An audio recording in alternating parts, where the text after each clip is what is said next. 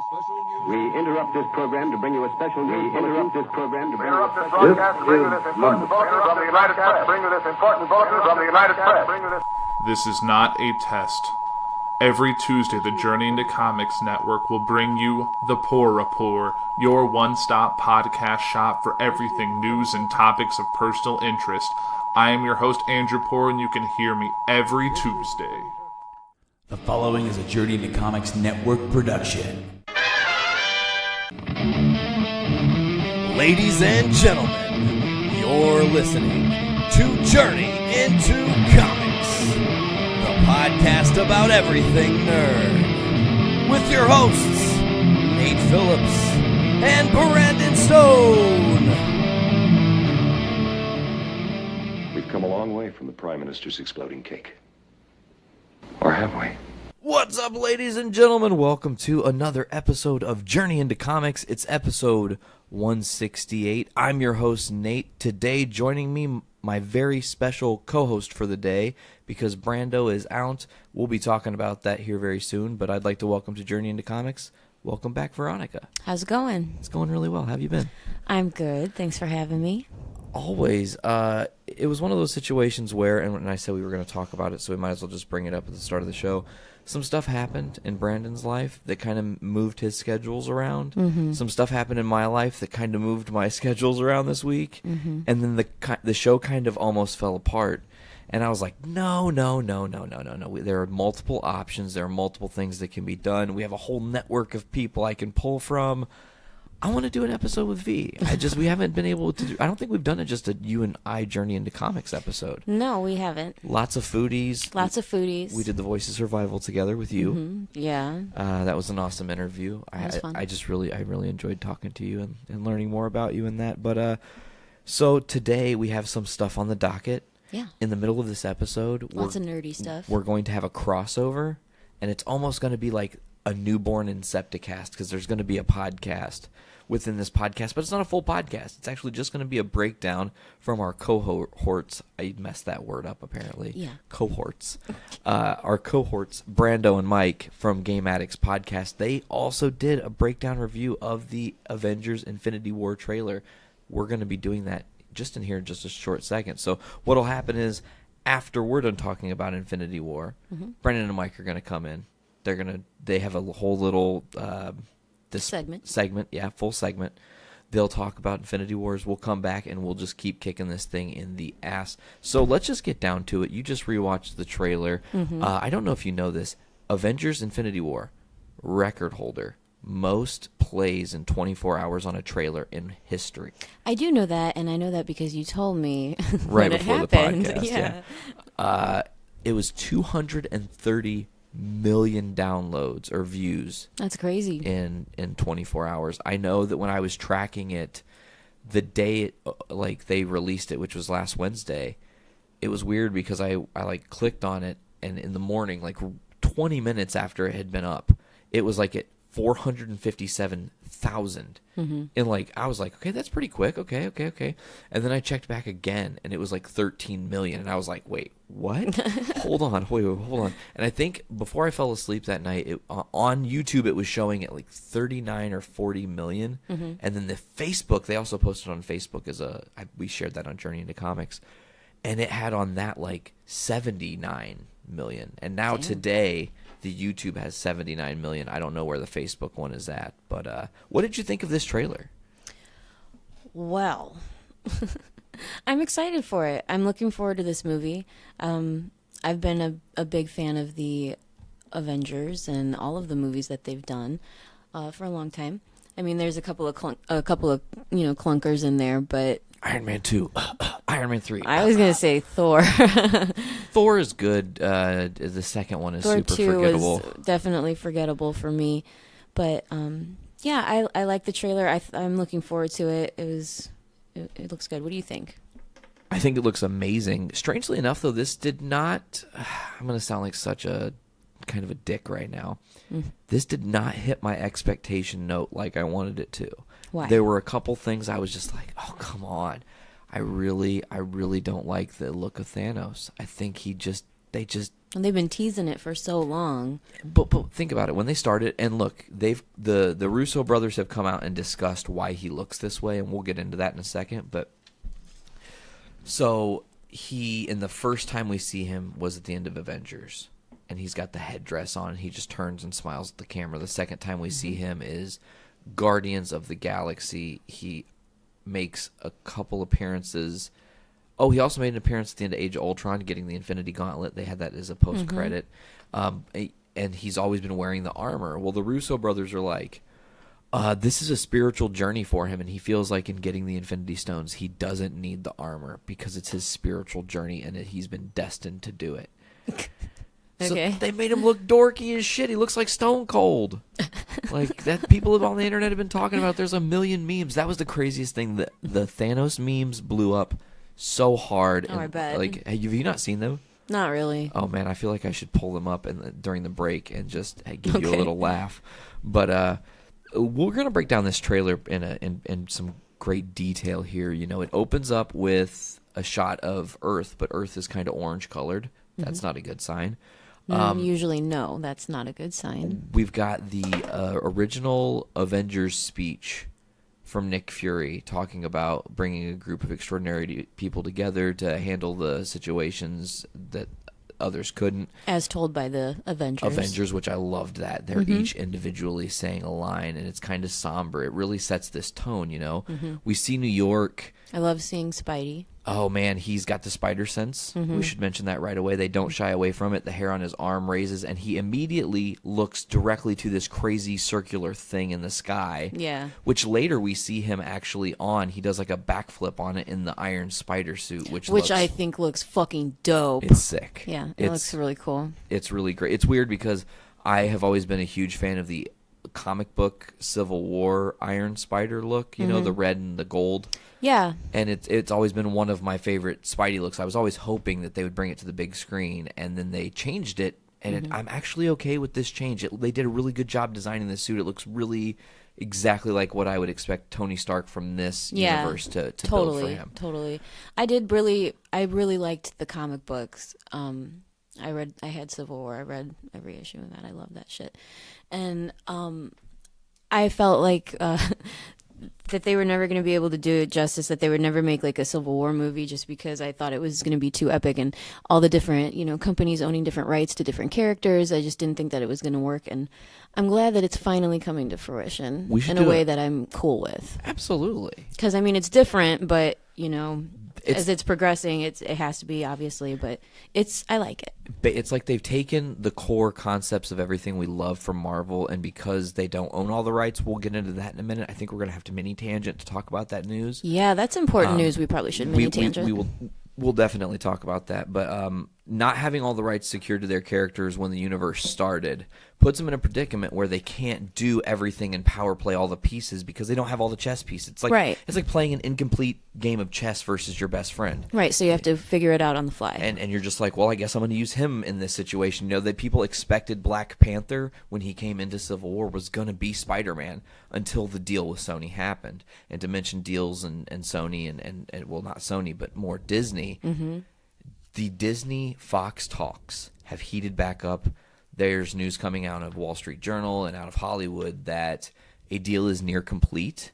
The way it will break down is Fox will maintain the news and sports sections of their company, but 20th Century Fox and all of their subsidiaries, all of their character rights and all of that are going to be bought by Disney. So the Fantastic Four would be back in Disney's. Back to Marvel. Back to Marvel, absolutely. As would the X-Men. Which is huge. Which is huge. The possibility, that would be interesting. The possibility of a reboot Marvel-based X-Men movie.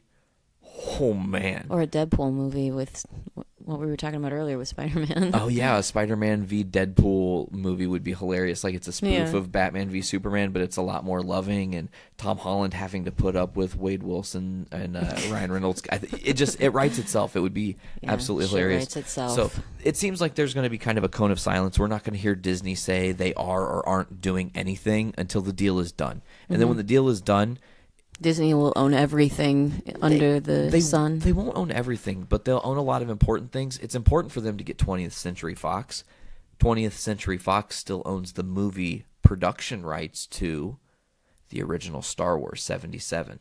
That's why there's never been a theatrical release of those movies in the modern era, because 20th Century Fox owns Star Wars: A New Hope. Lucasfilms and Disney own Empire and Return of the Jedi. Mm-hmm. So there's a possible re-release in the future if Disney buys it. Absolutely. So that works out well. Also, the Avatar universe would go to Disney. Think about James Cameron's Avatar. That's super interesting. I mean, I just rewatched that movie not that long ago. I was babysitting my friend's kids, and we watched Avatar. And I forgot how good it was. I hadn't seen it since it came out. it's a good movie. It was the first movie I ever saw that was in 3D. Really? Yes, absolutely. No shit. Yeah, my Wow. grandma's boyfriend and some family were taking the kids to a holiday movie the year Avatar came out. Mm-hmm. And they took us, and it blew my mind. There's I like bet. a scene where the fire's like, they have like the embers of the fire coming up, and it was like in my eyeballs. I was freaking out. It was amazing. Yeah, that was a cool movie to see in theaters. Yeah, it was great. Absolutely. But to get back to the Infinity War trailer, we see... Yeah, that was our mini tangent. Yeah, we see Tony and we see Doctor Strange and Wong all standing in the Sanctum Sanctorum, Doctor Strange's abode. Yeah, Doctor Strange was a good movie. It was a great movie. One thing I bet you didn't catch in the trailer, or you're going to know about this because we already talked about this privately, but Tony's cell phone in his hand in the Sanctum Sanctorum is the cell phone that Cap gave to him at the end of Civil War. If you need me, call me. Like, I know we're not on the same page here, but if you need me, call me. We've got a shot of Thor. We have some battle stuff. Thanos makes his appearance, like Blonde Black Widow. a blonde Black Widow. We got to talk about that. It seems like not Tony in the Hulkbuster gear, and I just have to wonder: do you think that Thanos will be stripping Bruce Banner of his powers, and that when he falls to Earth, he's losing his powers? He crashes into the Sanctum Sanctorum. He can no longer become the Hulk, and Tony temporarily goes, "Here, use the Hulkbuster. You helped me make Veronica." Haha, remember from Age of Ultron? That's the code name they came up for. Yeah. I was pleased with that. Yeah, so Yeah, that's an interesting theory. I don't know if it'll pan out, but it just seems that could be a possibility because Yeah, that's plausible. That's one of those things. But we'll talk more about that. You've got one thing I really loved was Black Panther in the trailer. God, I've been waiting for a standalone Black Panther movie since I was reading Civil War because I loved that whole storyline. T'Challa is amazing as a character. His debut in Fantastic Four 52, one of the few key issues of Fantastic Four I desperately want and do not have. Yeah. And of course, now that his movie Solo is coming out, the price for that book is just Skyrocketed. up and away. And we'll talk about that later too. Okay. But this trailer had it all. Thanos shows up and he is kicking the shit out of Spidey. Mm-hmm. We see a human. A human vision. What did you think of that? That was weird. Paul Bettany. Now let me ask you a question. Do Sure. you think that he was human because in the trailer we also see the stone being extracted from his dome? Do you think that he was human after that happened, or do you think that he was like in some kind of like, because he can like morph and like change, Yeah, he does have limited shapeshifting abilities. Do you think that's because of that or because of the stone being pulled out of his dome? Well, the stone is a very prominent thing. Because that's what stone is that? It would be the Mind Stone. The Mind Stone. Yes, Yeah, absolutely. So that's the thing about that stone is it's in his head. Right. And it's unmistakable. But what would happen if the stone was gone? He's already a sentient being. Mm-hmm. It would leave an imprint of the thing. So I feel like that's after he's been extracted. Him and Wanda are sitting there talking, and she's so upset because he's almost powerless at this point. I don't know. I have no idea. I think he's been stripped of his powers, and she's trying to comfort him. Like, how about them becoming a thing? How do you feel about that? It's perfect. I mean, it's just like the comics. That's been a thing that I was curious if they would actually pull off in the movies. Yeah, I'm for it, by the way. Or if we would see Vision just quickly in and out and then gone from the universe. I'm glad that wasn't the case. I'm glad that wasn't the case either. They just made Vision look so awesome. And I love that actor. Yeah, Paul Bettany's been great. Voiced Jarvis in the first Iron Man movies and all the way up until he became Vision. So that was awesome. We get a little bit of teasers here for the other baddies. I want to say it's the Black Order, Thanos' Black Order, or the Children of Thanos, right? Mm-hmm. It is the Black Order, the Children of Thanos. Right. Ebony Maw, Corvus Glaive, Proxima Midnight, and Cull Obsidian. Mm-hmm. They're fucking awesome. They all made their first appearances in the Infinity storyline that came out a couple years ago in the comics, where Thanos is looking for his son Thane to kill him because he doesn't want any offspring. Even though he has all these adopted. Yeah, it's a really, because he realizes Thane could destroy him. He's more powerful, you know. But that's an awesome comic read. I didn't read that. I'll give it to you. We'll make that happen in the near future. It's definitely something you should work through. We see, huge battles in Wakanda. Mm-hmm. Do you know what my mind goes to? I just want this whole movie to take place there. Well, I think a huge chunk of it will take there because I feel like at the end of Black Panther, which will be out in February, I think. I'm bad on the release date. Well, for this Black movie Panther. comes out in what, May? Yeah, so I'm feeling like Black Panther's February. I feel like you're right. Black Panther, it's going to be revealed, has the Soul Stone. And that's the last stone Thanos would need, and that's why they're bringing But what the about fight the to Time Wakanda. Stone? Well, the Time Stone Doctor Strange has. Right. Easily taken from Doctor Strange. If he has, you got to think. But that's like the only way that they're going to be able to stop him is if they keep that. If they can turn back time, correct. Here's the thing. In the trailer, we never see the thumb on the gauntlet, on the Infinity Gauntlet. You never see his thumb. You see the first and second knuckles. So he's got the Tesseract gem, which would be I feel like what is that stone? You know what? Actually, Nate was awesome and planned for this because I knew I would fucking forget. I saved some screenshots so I could accurately tell you guys what the hell these gems are because it can get a little bit confusing. Here it is right here. Yeah. So the scepter, Loki's scepter, had the Mind Stone, which is now Vision.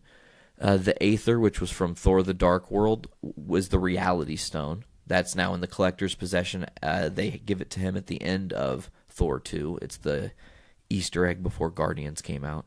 The Tesseract was in Loki's, also in Loki's scepter, or it was in his possession. It was the cube, the cosmic cube from the first Cap. That's the Space Stone, bending of space. The Orb, which was from Guardians, is the Power Stone, which the Nova Corps has. You gotta believe and Thanos Nova Corps is gonna probably be gone. You have to just believe Thanos just decimated that place. Xandar is toast. Yeah. And that's going to also be part of what brings the fight to the Guardians, which we'll talk about. Right. Because they're at the end of the trailer. And then, that was nice. A fun little ending for the trailer. But seeing the Guardians. If you'll look here. Okay, I'm looking. The position of the stones stays the same. Even in the movie trailer, the stones are the same. We never got to see whether or not the Time Stone was on his thumb because they kept it hidden. There was a lens glare and stuff. Okay, so that's deliberate. He may or may not have it, but we know he definitely has the Power and Space Stone. So he's way more powerful, and he can do things beyond space. This is the trailer. Just it did a lot of really great things. It also spoiled Thor Ragnarok for us. In some weird way. In a little bit, but because we still haven't seen that. Unfortunately, it's coming very soon. We need to remedy that. It'll be this weekend, I think, if we can make it happen. Yeah, we'll see. But to spoil what I'm talking about, Thor has an eye patch. Mm-hmm. I don't know what's up with that. If that's like maybe he was like, "Let me take your power, Odin. Let me cover my one eye in honor of Odin," or some shit. I don't know what happened. We need to see Thor. We'll figure that out. But on the other side of that, he turns around, and this is the Comic-Con trailer that everybody was talking about because there's the Guardians. Who the hell are you? Yeah. You know, and they're all, and Mantis just waves all like cute, like, "Hi, I'm so excited," you know? Yeah, I'm excited too. It's going to be great. They got their main roster call up, as we'd say in wrestling. They're going to the main roster. Yeah. Welcome to the A-Team. Exactly. And the threat is huge. There's a scene we have in Wakanda. We didn't talk about Cap yet. The Nomad. He's got a super bearded Cap. And Black Panther says, Somebody get this man a shield. Somebody get this man a shield. Yeah, that was awesome call to get, because Tony has his shield, if you'll remember from Civil War. So, yeah, I'm stoked on this movie, and we still have, like I said, Black Panther to go before that happens. By the time we see Infinity War, I feel like Infinity War will also be giving us the news, like Marvel will drop the news right after Infinity War, that they're going to be making the next Fantastic Four movie. That's my prediction, because I think by that time the deal with Disney will be done, and like I said, all bets off when that happens. I have no faith in a Fantastic Four movie. I feel like that franchise is cursed. And, it's cursed because of Fox, though. They did it so hokey, and because they didn't have the vision. Think about I've got nothing against the Fantastic Four. It would make a great story. I'm just tired of it already because there's been so many different iterations of failed attempts. Right, and none of it's been good, and it's all just starting to become a little too much of the same. Well, I think we can talk about we don't see some characters in the trailer for Infinity War. No Hawkman. We didn't see Ant-Man. There are some characters. We do see War Machine flying, so it looks like Rhodey is okay from being shot down by Vision in Civil War. Yeah. But yeah, you don't see Ant-Man. You don't see. Is Hawkeye in it? Hawkeye. He is in the movie. Jeremy Renner's been filming. Was he in the trailer? No, he was not. Neither of them were. Actually, fan outrage over the fact that they're not in it. But here's the thing. They, in trailers, have deliberately left people out. Right, on purpose for misleading the audience, Exactly, because you can't getting give people it all to talk away. about it, Oh, it makes you assume people are dead. Right, it's generating interest. Thing is, you got to think about this. There are going to be major deaths. There's been no major deaths in... So something's coming. And I think it's something that's going to stick. I don't think everyone that dies will stick, but I think there are certain characters they will not be able to bring back for whatever reason. Mm-hmm. And we are probably going to lose Tony Stark, my feeling. Robert Downey Jr., he's on his way out. He has to be. Same thing could be said for Chris Evans. I was going to go with Captain America. See, Chris Evans, I could see that too, but it would be really impactful for either one of them to go. Mm-hmm. You're not killing Spider-Man. There's another movie. You're probably not killing any of the Guardians. They've got another movie. I feel like Tony Stark is just too likable for this franchise to, like... Even if Robert Downey Jr. doesn't want to do Tony Stark movies anymore, he's still gonna not pass up the several $1 million to do like an Easter egg cameo at the end of another movie. Yeah, but he's getting old, and I don't know. There are so many opportunities. I've always said this with Infinity War, which would really be the second movie, which they've been teasing is Infinity Gauntlet. I've always said it would be so amazing if Thanos just wipes everyone out. And like maybe one Avenger survives, right? And it's dire straits, and they get their hands on the gauntlet and undo things. But when they do, they reset it to a slightly different Earth. So our Tony Stark is a different person. Our Thor is a different person. Our Cap. Oh, just another way to reboot the franchise. Not fully reboot. It's a almost like a Doctor Whovian. Continuation. It's a Doctor Whovian recast. Mm-hmm. It's regenerating your guys. I don't like that idea. I mean, it's a plausible thing. Don't get me wrong. It's and maybe legit, not with every character. But I'm just saying, like, I wouldn't be interested in seeing something like that just because I already get that with Doctor Who, which I love. That's true. Okay, that's true. Like, I don't want to have to keep reinvesting emotionally into actors as these characters over and over and over. Because that's exhausting. And sometimes I just want to fucking relax and watch a movie, Yeah. So... Out of 5 for this teaser trailer. We've been waiting a long time to see the Infinity War, the Infinity War trailer because they dropped it at San Diego Comic-Con in July. Mm-hmm. And then it leaked, right? And I watched the leaked version and was like, oh my god! And then they omitted some stuff for this trailer, and I was like, you bastards, because there was some scenes with it was Star-Lord actually battling alongside of Cap. Or not alongside of Cap, alongside of Iron Man and Doctor Strange. Mm-hmm. So, and that's another thing. People are like, Wakanda's going to be this big battle, and those are the only Avengers that are left, are the ones that are in that fight scene, right?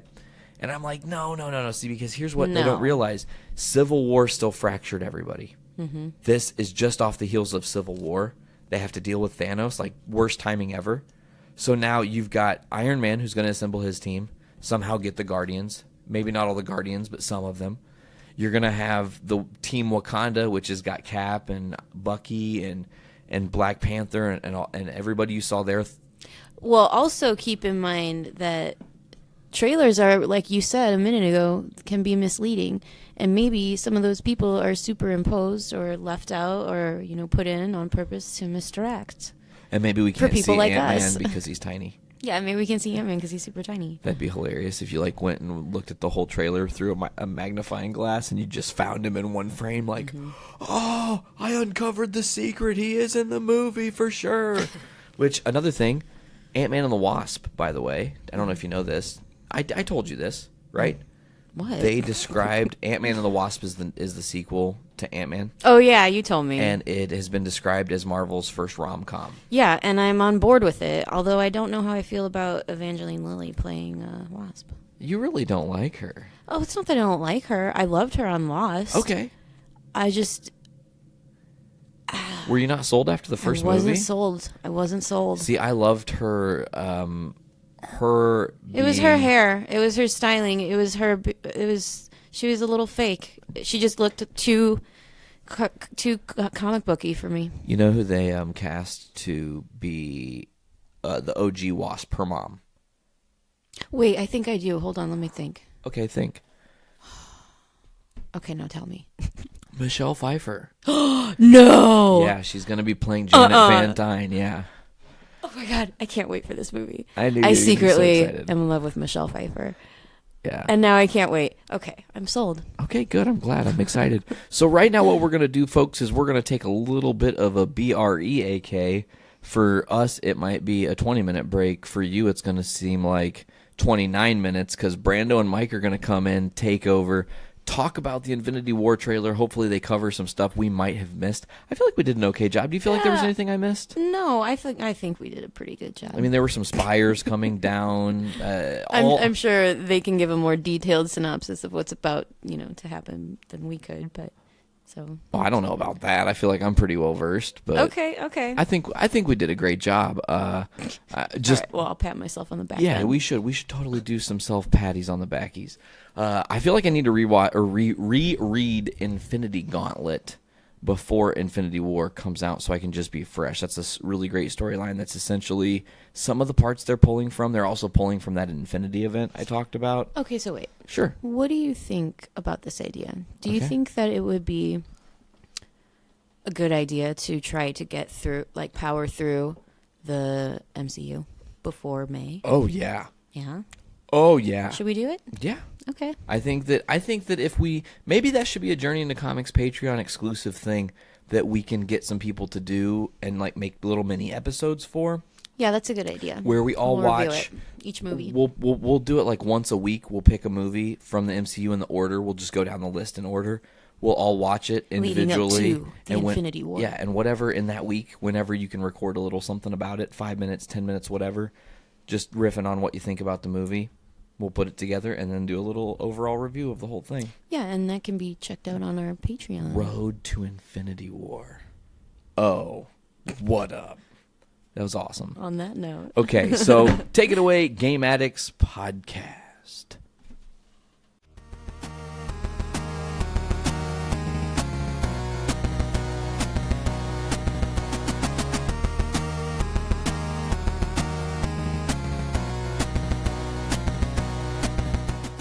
Hey guys, what's up? And this is the Game Addicts Podcast on the Journey into Comics podcast.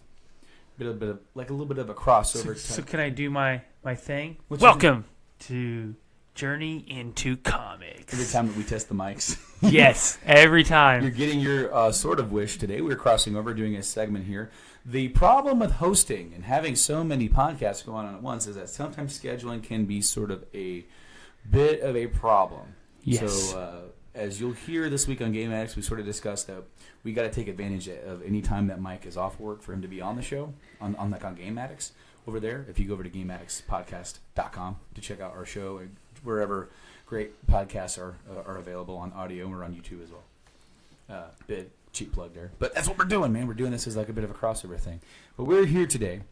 We're here today to talk about the Avengers trailer because, of course, we're going to be doing like a Journey into Comics show, but the Avengers trailer came out this past week. Yes. And, of course, I was harped about it going all the way back to Comic-Con. Because they showed a secret trailer to certain people, they didn't release it publicly. Right.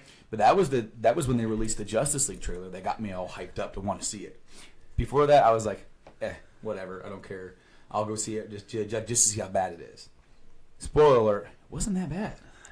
It wasn't that bad at all. I really, really enjoyed the movie and thought that, like, overall, like, it was just as good as any one of the Avengers movies that they have already done. I disagree, but Avengers 1 is not a good movie. It's not a great movie. Its plot is pencil thin. Its villain is not that great. But the whole point of it is bringing these characters together. And so that's what Justice League was. Granted, some of the characters they had to introduce, which is not what Avengers even had to do. They already had the movies. And the only side characters, but they already kind of like sprinkled them in a little bit so you were familiar with them. Right. So Justice League did it differently, but I still feel like it was a pretty well put together movie, all things considered. Right. Age of Ultron was a very fun movie, but there are some people who didn't like Ultron. It wasn't the kind of Ultron that they wanted. It wasn't made by Ant-Man. Ultron was created by Ant-Man as a deterrent. But so they changed some stuff. But now we finally have all these movies that have come forward. We've taken the story so far that now we're finally getting Infinity War. And they finally released a trailer for it. Mike got, like, first time you watched it was today. What'd you think? I'm excited for it because I'm ready to see Thanos whoop some ass. Because this is the time where, like, at one point Thanos wins. But they go back in time and change it, I believe. That could be incorrect. They always do a lot of timey-wimey things. Yes. But I'm excited because, I mean, Thanos is, in my opinion, one of the biggest badass super villains. Well, especially from Marvel, he's one of them. I mean, like, you have him, you have, like, Galactus. Right. And, like, of course, Galactus, I mean, he eats worlds. So yeah. And honestly, and I think I said this to somebody else, that another big villain from Marvel is Doctor Doom. And to me, Doctor Doom is almost kind of like the Marvel Lex Luthor. Yes. He's not the most invincible character like to face, but his brain gets him in situations where he's a much bigger villain than what he really deserves to be. Kind of makes me feel like the Green Goblin, where he's got his hands in everything. A lot of stuff, yes. Everything that happens with the villains, he's there. But, dude, okay, so first off, right off the bat, the very first thing that I loved out of this trailer, we got to see Spidey sense. Yes, the first real Spidey sense. We didn't get to see any of that in the Spider-Man Homecoming movie. It was to the point where people were like even questioning whether or not it even existed, whether or not he was just going to have the suit and I was going to have the sense. No, he's on the bus, he's chilling out, and the arm in his hair raises. Yep. That's such an awesome thing because the way that they've done it before in the past was, and he looks around like, what's going on? Everything slows down. But it's always been described in the books as like, my Spidey sense is tingling. Right. So what would it be like? The hair standing on the back of your neck. Sense of danger. Sense of somebody's here. Somebody's watching me. And, of course, that's when we see the trailer. There's this big round thing in New York kind of going off, and he sees it. And then, of course, he goes out, and he has the Stark-made suit now. He has the iron suit. Well, yeah. They didn't have like the legs. No. But who knows? Maybe we'll get the Iron Spider legs. It looks like a cross between Iron Man suit and a Spidey suit because it had the circles in the back for like the propulsion system and stuff like that. It'd be really neat to see what they do with it. Another big thing for me is that what was the last thing in the trailer? Yeah. You see Thor. Who the hell are you guys? and of course, it's the Guardians, and we all knew that they were going to be in. But, yeah.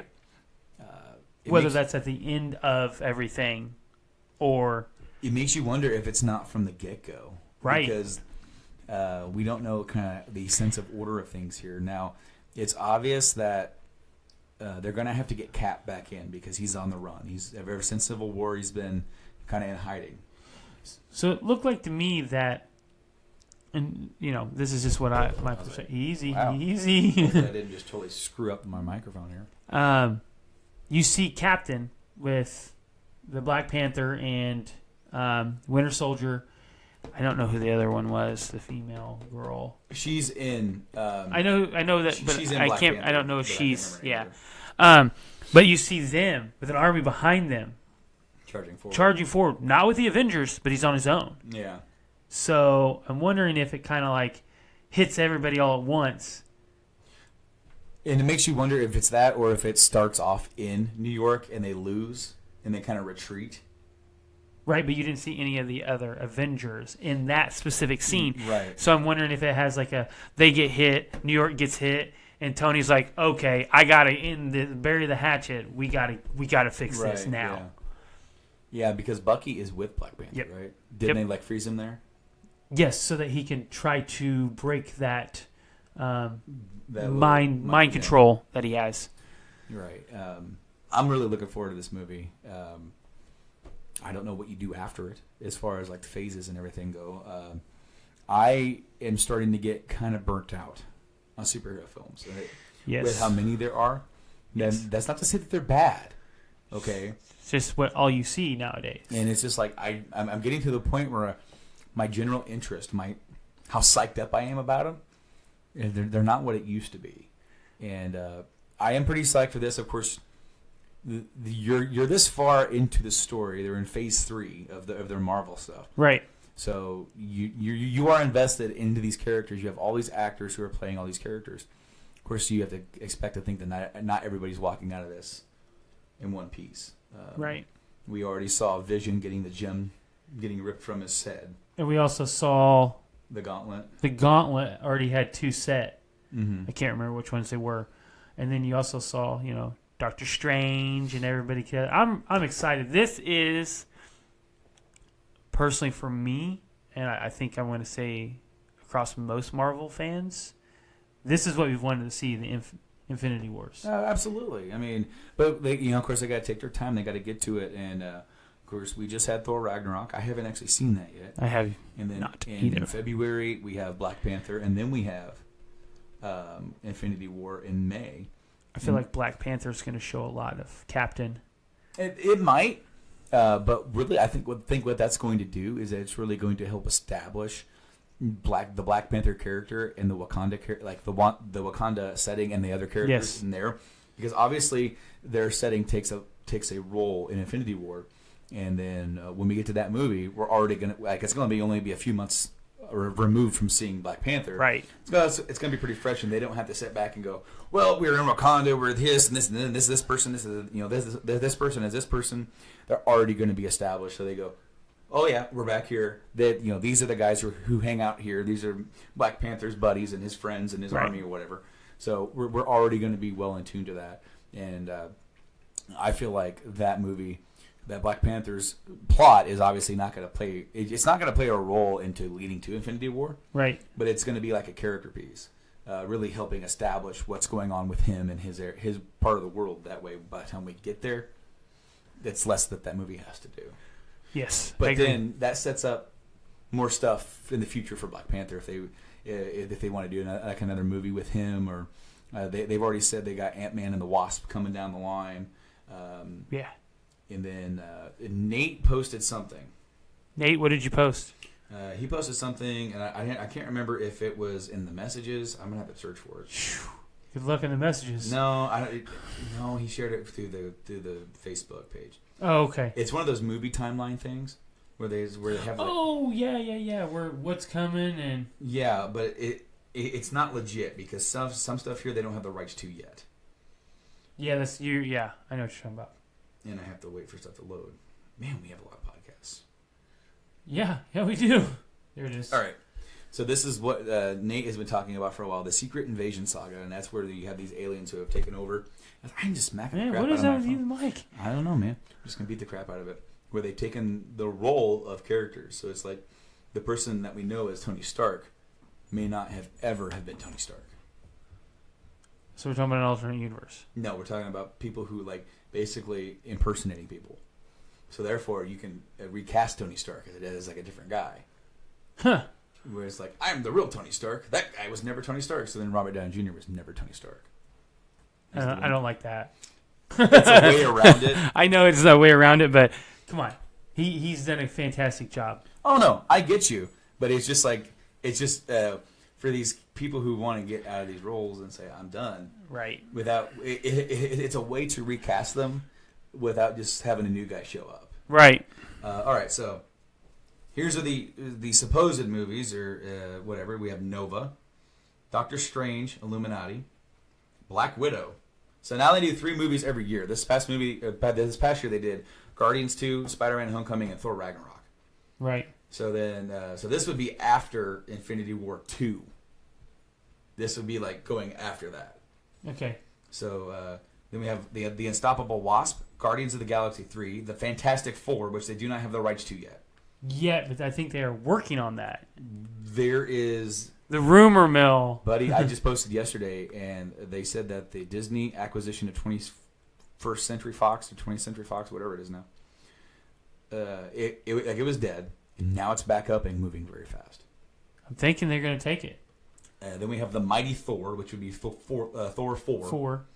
We have Black Panther: Secret Empire, Ant-Man versus the Masters of Evil, Namor, the Submariner, which is basically their version of Aquaman. Yeah. Captain Marvel and the Valkyries. That is the sequel to, because they already have a Captain Marvel movie in the works. Right. Spider-Man Dimensions. That to me is like, you could have like the alternate dimensions of Spider-Man, Scarlet Spider.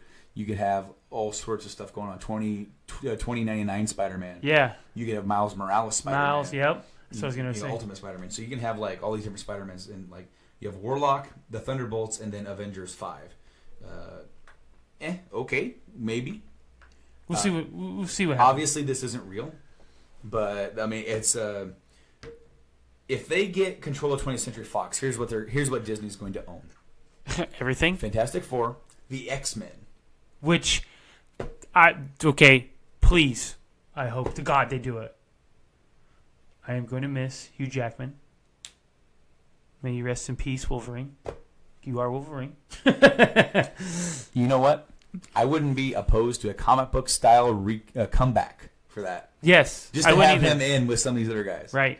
Where they're like, they can even make fun of like, wait, didn't you die?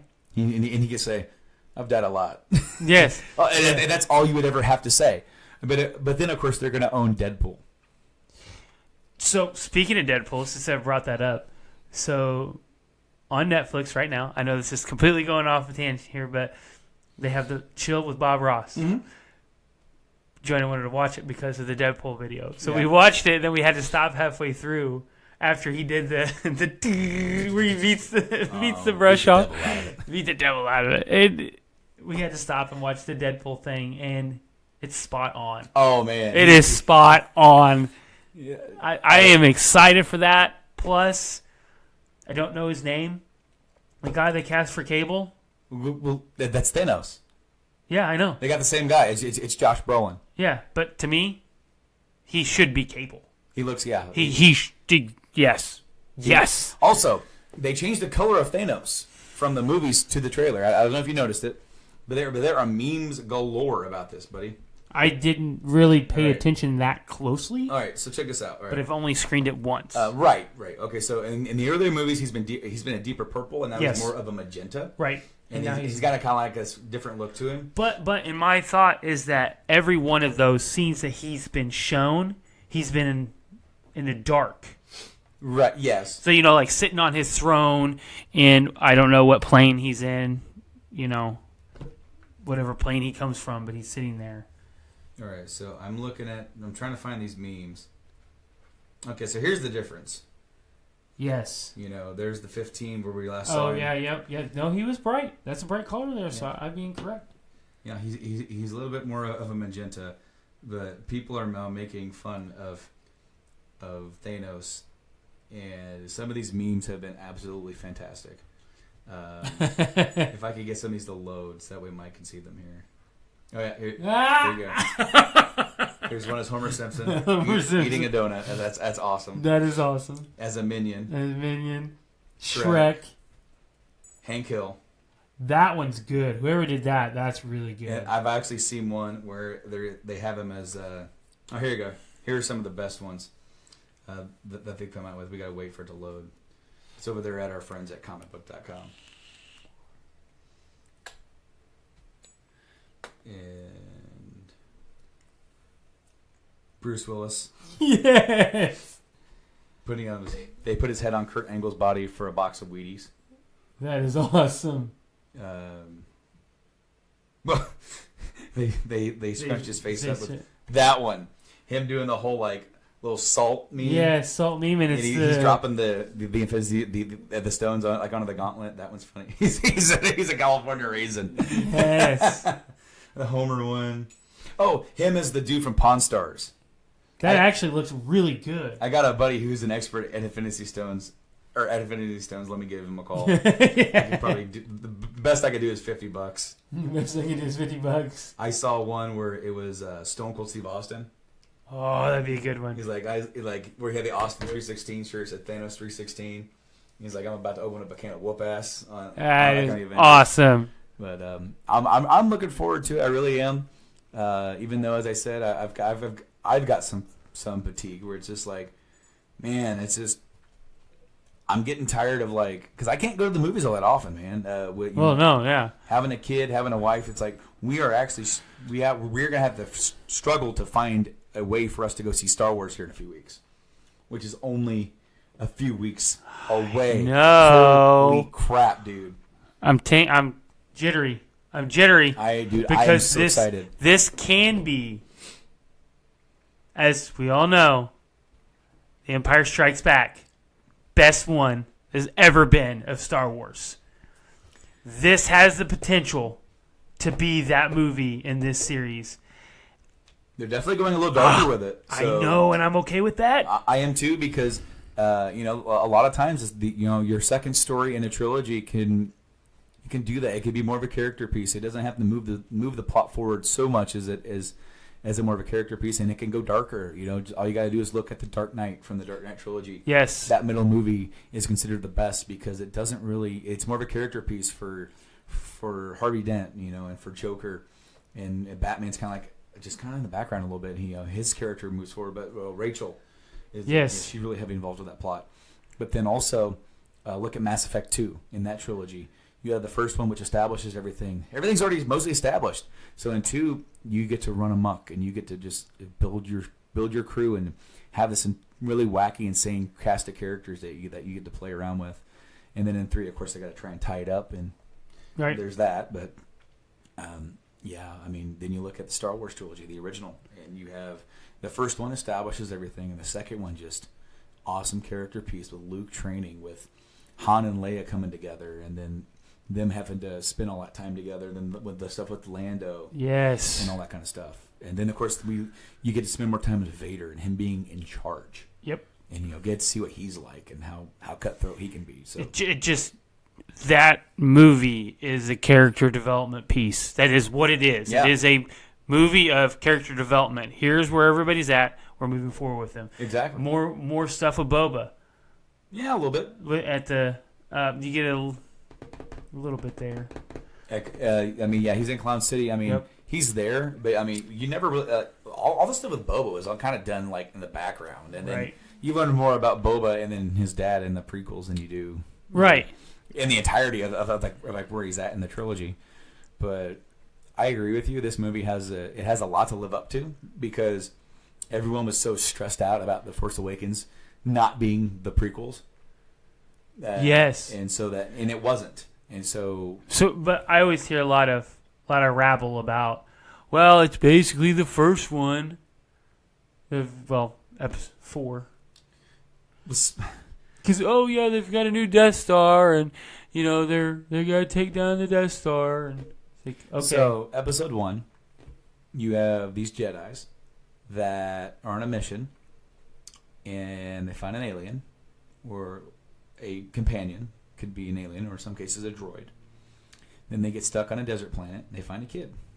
Okay, this kid's a good pilot. I'll be darned. So they want the kid for training. Then they go off and they do this big battle. Well, what happens? They're battling these droids, right? So then you have this battle station up above the planet that's controlling all these droids. Meanwhile, the Jedis are fighting this other Sith, and you have the old guy die. Meanwhile, this young kid destroys the battle station with a starship, disables all the droids. And then they have a big celebration at the end. That's episode 4. Mm-hmm. Episode 1 and like the first ones, yes, they're similar. Of course they are. Anybody who's bitching about it, and while you can complain about there being a new Death Star, weapons of mass destruction are no secret to any sort of Star Wars canon at all. No, any of the other works are, they want to build these big ultimate weapons, and the whole Starkiller base was just the next step of that.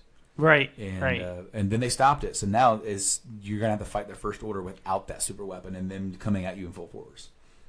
Yeah. So that's what I'm excited to see. I'm excited to see where Kylo's character development takes him. I'm excited to see where Rey's character development takes her, because she's being training, and she's opening herself to all the light and the dark, and this pulling, don't know what I'm doing. And then of course Luke is trying to like help her and guide her through that.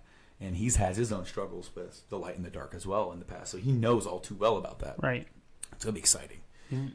Poe is who I'm excited for. Well, I hope we get more development with Poe, because he didn't really get a whole lot in the first movie. He was there and then gone for most of it, and he kind of came back towards the end. I'm really, really excited, because Poe's supposed to be the best pilots there ever is. Has been, ever was, blah, blah, blah. I want to see him get his hands on the Falcon, because he's going to be like, this thing's a piece of shit. And then Chewie's going to be... Oh, calm down. But Chewie knows the ship. He knows how to keep it running. Yeah. And I feel like at some point they're going to get the Falcon up to its prime, and he's going to be, damn, this thing's fast. How many parsecs? They got to destroy the Falcon. No. They better not destroy the Falcon. God, that'd be heart-wrenching. That'd be even more heart-wrenching than watching Luke, Han, all of them combined, watching them destroy the Falcon. Because here's the thing. The Falcon is iconic. Yeah. Okay? The Falcon is iconic. And it's just like... It'd be like killing R2. Right. But the Falcon is a character to itself. Let's go back in time, and we're going to cross the nerd streams here just a little bit to Star Trek. You had the entire original series of Star Trek. You had the Enterprise, right? Right. Then you had the motion picture. Mm-hmm. And then you had Star Trek 2, right? And then I want to say it was in Star Trek 3, the Enterprise got destroyed. So in the third movie, now we're in the 80s, they destroyed a 20-year, this ship is the Enterprise. I only have one argument with this. I get where you're going with this, and then they put the new Enterprise in, right? Yeah, they get a newer ship, yeah. So, to me, what has to happen, if they destroy the Falcon, Chewie has to already be working on a new one. Now, here's the thing. The thing with the reason I'm talking about the Enterprise is because Shatner, Kirk's character himself, has to order the evacuation and sacrifice the ship. Yeah. So he has to do it. But Han's gone. And Han is gone, yeah. But now, and then the ship goes, and then they don't get a new Enterprise right away, because they don't get back right away. They end up getting into a Klingon bird of prey. And then they end up going back in time to the 1980s, saving the whales. And Save the whales. As silly as that movie is, it is very fun to watch. It is with as dark as Star Trek 3 got with the whole Christopher Lloyd villain and then killing off the Enterprise, to bounce back on a much lighter story was actually really fun. And watching these characters interact with these 1980s people going, and silliness ensues, but then they finally get the new Enterprise, and but seeing for 20 years having that be the iconic ship of the series, that would be that same thing with the Falcon magnitude, because we just got it back. I know it wasn't in the prequels at all, so we just got it back, and then that would just be for me that was the most stressful, because I have never seen a good Star Wars movie in theaters. I say good because I've seen the third one, and I was extremely disappointed. Other than the fight between Anakin and Obi-Wan. Obi. But it's the first one that I've watched, and you see the flash of the Falcon, and I instantly in the theaters was like, there it is! Go back! Take that ship! And then they go back and take the ship. And as she's driving or flying, and I'm sitting there like on the seat, like gripping the seat, twisting the arm, like, you crashed that motherfucker, I swear to God, I'll come through the screen and kill you! Don't you crash my ship! That's my ship! So, for me, like, actually, Rob, he was there. He watched me, like, the entire movie, just how I was reacting to everything. Force Awakens was a really cool experience. It was very... I got to see that opening night, and the whole crowd was there to see it. You know, there was an ovation at the end. People stood up and clapped. Yes. There was a cheer for the long time ago when that came up. Mm-hmm. Everybody cheered. Yep. Same with ours. And then, of course, you got the crawl, and everyone's like still dying down the cheer, but because then everybody starts reading. Yep. And then, it was awesome. Still gives me goosebumps. Yeah, dude, right there, right there. I can't wait for Last Jedi. But guys, thank you for checking out this clip on this week's episode of the Journey into Comics podcast. We have been the Game Addicts Podcast, Brando and Mike. And you can check us out on GameAddictsPodcast.com and on iTunes services, Podbean, Stitcher Radio, Google Play Music. Check out the Game Addicts Podcast, where we check out like games. We look at modern retro video games that we play and collect. We look at news. We look at all kinds of stuff. And of course, I'm gonna bump this back over to Nate this week. Hopefully next week we can get back together and have a straight and narrow show for Journey to Comics. But until then, I've been Brando. And I have been Mike. We'll catch you next time, guys. Have a good one.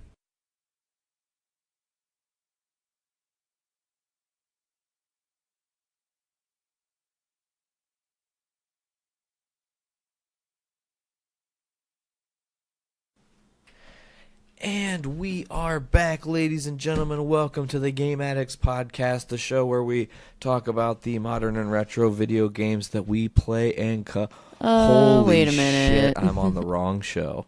I was so confused for a minute. Strike that. Reverse it. Reverse. No, okay. Anyways, we are back, folks. We just took a quick breather. Mike and Brando told us all about their thoughts on the Infinity War trailer, their excitements. Mike did a crazy intro for Journey into Comics, which was hilarious. We might end up making that a thing. I don't know. I might make it a button because it was pretty funny. I guess he mic checks on Game Addicts with... You're listening to Journey into Comics or whatever he said. I know. Hilarious. So, we just watched in the break a trailer. Yes, I'm very excited about this trailer. I haven't seen a lot of trailers that I've been looking forward to for a while, and this one was surprisingly cool. Yeah, you were like kind of blown away. I was a little blown away by this one. I wasn't ready for it, wasn't expecting it, knew nothing about it, and now I'm excited about it. So what we're talking about is Batman Ninja. Yeah. And I'm going to read a brief synopsis from comicbook.com, kind of give an idea of what the movie is about. Yeah. And then we're going to talk about what we thought about the trailer, all right? Sounds good. So Batman Ninja, for those not aware, involves a story where Batman is somehow transported back to Japan's earliest days, along with folks like the Joker and Harley Quinn, but Batman has some heroes to help him out as well. He has, let's see, it says the poster, which they just released, indicates that Batman goes up against the Joker, Harley Quinn, Gorilla Grodd, Poison Ivy, Two-Face, Deathstroke, and the Penguin, with help from period-appropriate versions of Catwoman, Robin, Nightwing, Red Robin, Alfred, and the Red Hood. And the DC said, a must-see for an all-American comic fan, announced at New York Comic-Con. Batman Ninja was just revealed at Japan's Tokyo Comic-Con. And they released some trailers and a poster, this dope poster. Man, okay. So this movie looks fucking bitchin'. The logo for it is so cool. It's like the Batman logo, but a little more angular and red in the background, you know? Instead of yellow. Yeah, and I want it on a t-shirt. It looks so cool. Okay, let's just get right into it because this trailer looked amazing, and I'm so excited about it because I love anime, as you know. Yes, absolutely. I'm a big anime fan. And I thought that this was like a really cool amalgamation of all the different things that I like about anime. Which are? Well, I like the art I like the art direction. I Yeah. love the styling of it, Art is done by the guy who did Afro Samurai, by the way. which I also liked. Yeah. I think I have that on a DVD. But anyway, I thought this trailer made this movie kind of look like it's going to be what I thought was like if Ninja Scroll and Vampire Hunter D had a bat baby. Like they did a fusion dance and made a bat baby. Yeah, like what caught me off, like what got me really excited about it right away was how much it reminded me of Vampire Hunter D just in the art direction, and it looks really cool. Yeah, it's very angular. Joker looks extra creepy. Yeah, the samurai, like the costumes and everything is really cool. Feudal Japan. You Yeah, know? it's really. I'm excited about it. I think it's going to be cool. You know, Batman. It's a lot of sword fighting, which is neat. You know, because it's not typically Batman's MO. Right. And it's cool to see like Batman v Joker with swords. It's different. It's a cool, different take. It's totally different. I love it, and I'm actually really surprised that this hasn't happened sooner. Yeah, I'm looking forward to this movie. I cannot wait for it to come out. We'll be doing maybe it'll be you and I that do the review on Batman Ninja. Maybe you, me, and Brando can do it. I don't know. We'll future trip when that actually drops. Sure. You know, they announced it back in October. I didn't even realize that they announced this back in October. But then the trailer dropped, and it was everywhere. And I think Mike from Game Addicts actually posted it in our group. Yeah, I still don't know how I missed it. I would have been excited about it sooner. Well, I'm glad I got to be here when you saw it for the first time because it like got you all jacked up. You were like, yeah. Yeah, I'm excited about it. I love a good anime, and it's been in a short supply lately, as I still haven't seen the new Ghost in the Shell movie out of principle. Oh yeah, because ScarJo and their whitewashing. I can't get into it. I'm gonna jump to this one real quick before we get to this. Okay. Because they also dropped a picture the other day. DC did. They've got this new thing coming out. I think it's like called DC All Access TV, which is going to be It's like a subscription-based service, isn't it? Correct. Don't you have to pay like $2 or something? I'm not sure what the price is, but I'm going to look it up now and see what they actually say on the actual article because I'm pretty sure it gave some of those details. But what they're doing is they're doing a TV show, Titans. Yes. And guess what? Not chicken butt. They have actually You've been hanging around Ollie too much. not so quietly. They have hinted at the fact that the Arrowverse will immediately be tying in with the Titans verse, meaning we will have a Robin in the CW verse, Right. like by proxy. And Because Robin was on the poster that you're talking about. oh, it's I'm trying to pull it up. Of course, it's so slow today. The interwebs is just. Hello, interwebs. Oh, here. I literally just lifted it, and it worked. That was creepy. That was magic. So, Brenton Thwaites, I think is how they say his name. It's a weird one. Thwaites. Okay. Thwaites.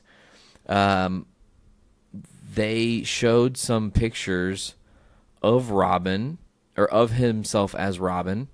They released the first picture I showed you, but I guess they released another one, and it's again, taking a minute to load, folks. We're so sorry about that. But from the first picture I showed you, if you'll recall it, what did you think? I think it looked cool. I think it's going to be great. It looked better than the Batman Forever and Batman Robin suit. Oh, well, obviously. Yeah. Oh, look, here's a better shot. This is just him hanging out on set. Yeah. Man. It's cool. It's a cool Robin suit. Yeah, this is going to be awesome. I'm excited for this to come out. I will be most likely finding my way onto the DC. So Titans, let me get this straight. Titans is just going to be an independent show that's only available on this DC app of sorts? Yes, okay. Absolutely. It'll be like... so how are they planning on tying the universes together then? They'll do crossover events okay. with hopes to draw more people to the app. I see. Okay. By way of like saying, hey, look, we're having this crazy crossover. Right. You don't know what you're missing. You don't know what you're going to... I mean, at some point, you think about this. Titans, they have a Flash. It's Wally West. Spoiler alert. Wally West is probably going to go to Titans. He's kind of been bouncing off the show. Yeah, I mean, they didn't really use him. We'll talk about this in a minute, but they didn't really use him for the crossover. The crossover event they did, the 2-night special, Crisis on Earth X. They kind of wrote Which we will talk about later. Yeah, they kind of wrote him out, just like, okay, you go do this, and then they're like, peace out, and then you're done. They did that with a lot of different characters. I'm sure that had to do with scheduling and whatnot. Well, scheduling and just not having to pay people as much. You know, contractually they're only obligated to do so many dates. I guess. I'm excited for Titans. It's going to be awesome. Cyborg is a part of Titans. Beast Boy, Raven, Starfire, I think, is a part of Titans. Correct me if I'm wrong. I'm pretty sure Starfire is. I don't know. Do you think that the superhero fatigue is going to negatively affect introducing new characters that people typically don't give a shit about? No, because I don't think superhero fatigue is real. If we actually had it legit, like full scale, like what people are so afraid of, Thor wouldn't have done as amazing as it did at the box office. It did insane numbers at the box office opening weekend and is still doing great numbers. I think it just crossed like 600 million worldwide. Right.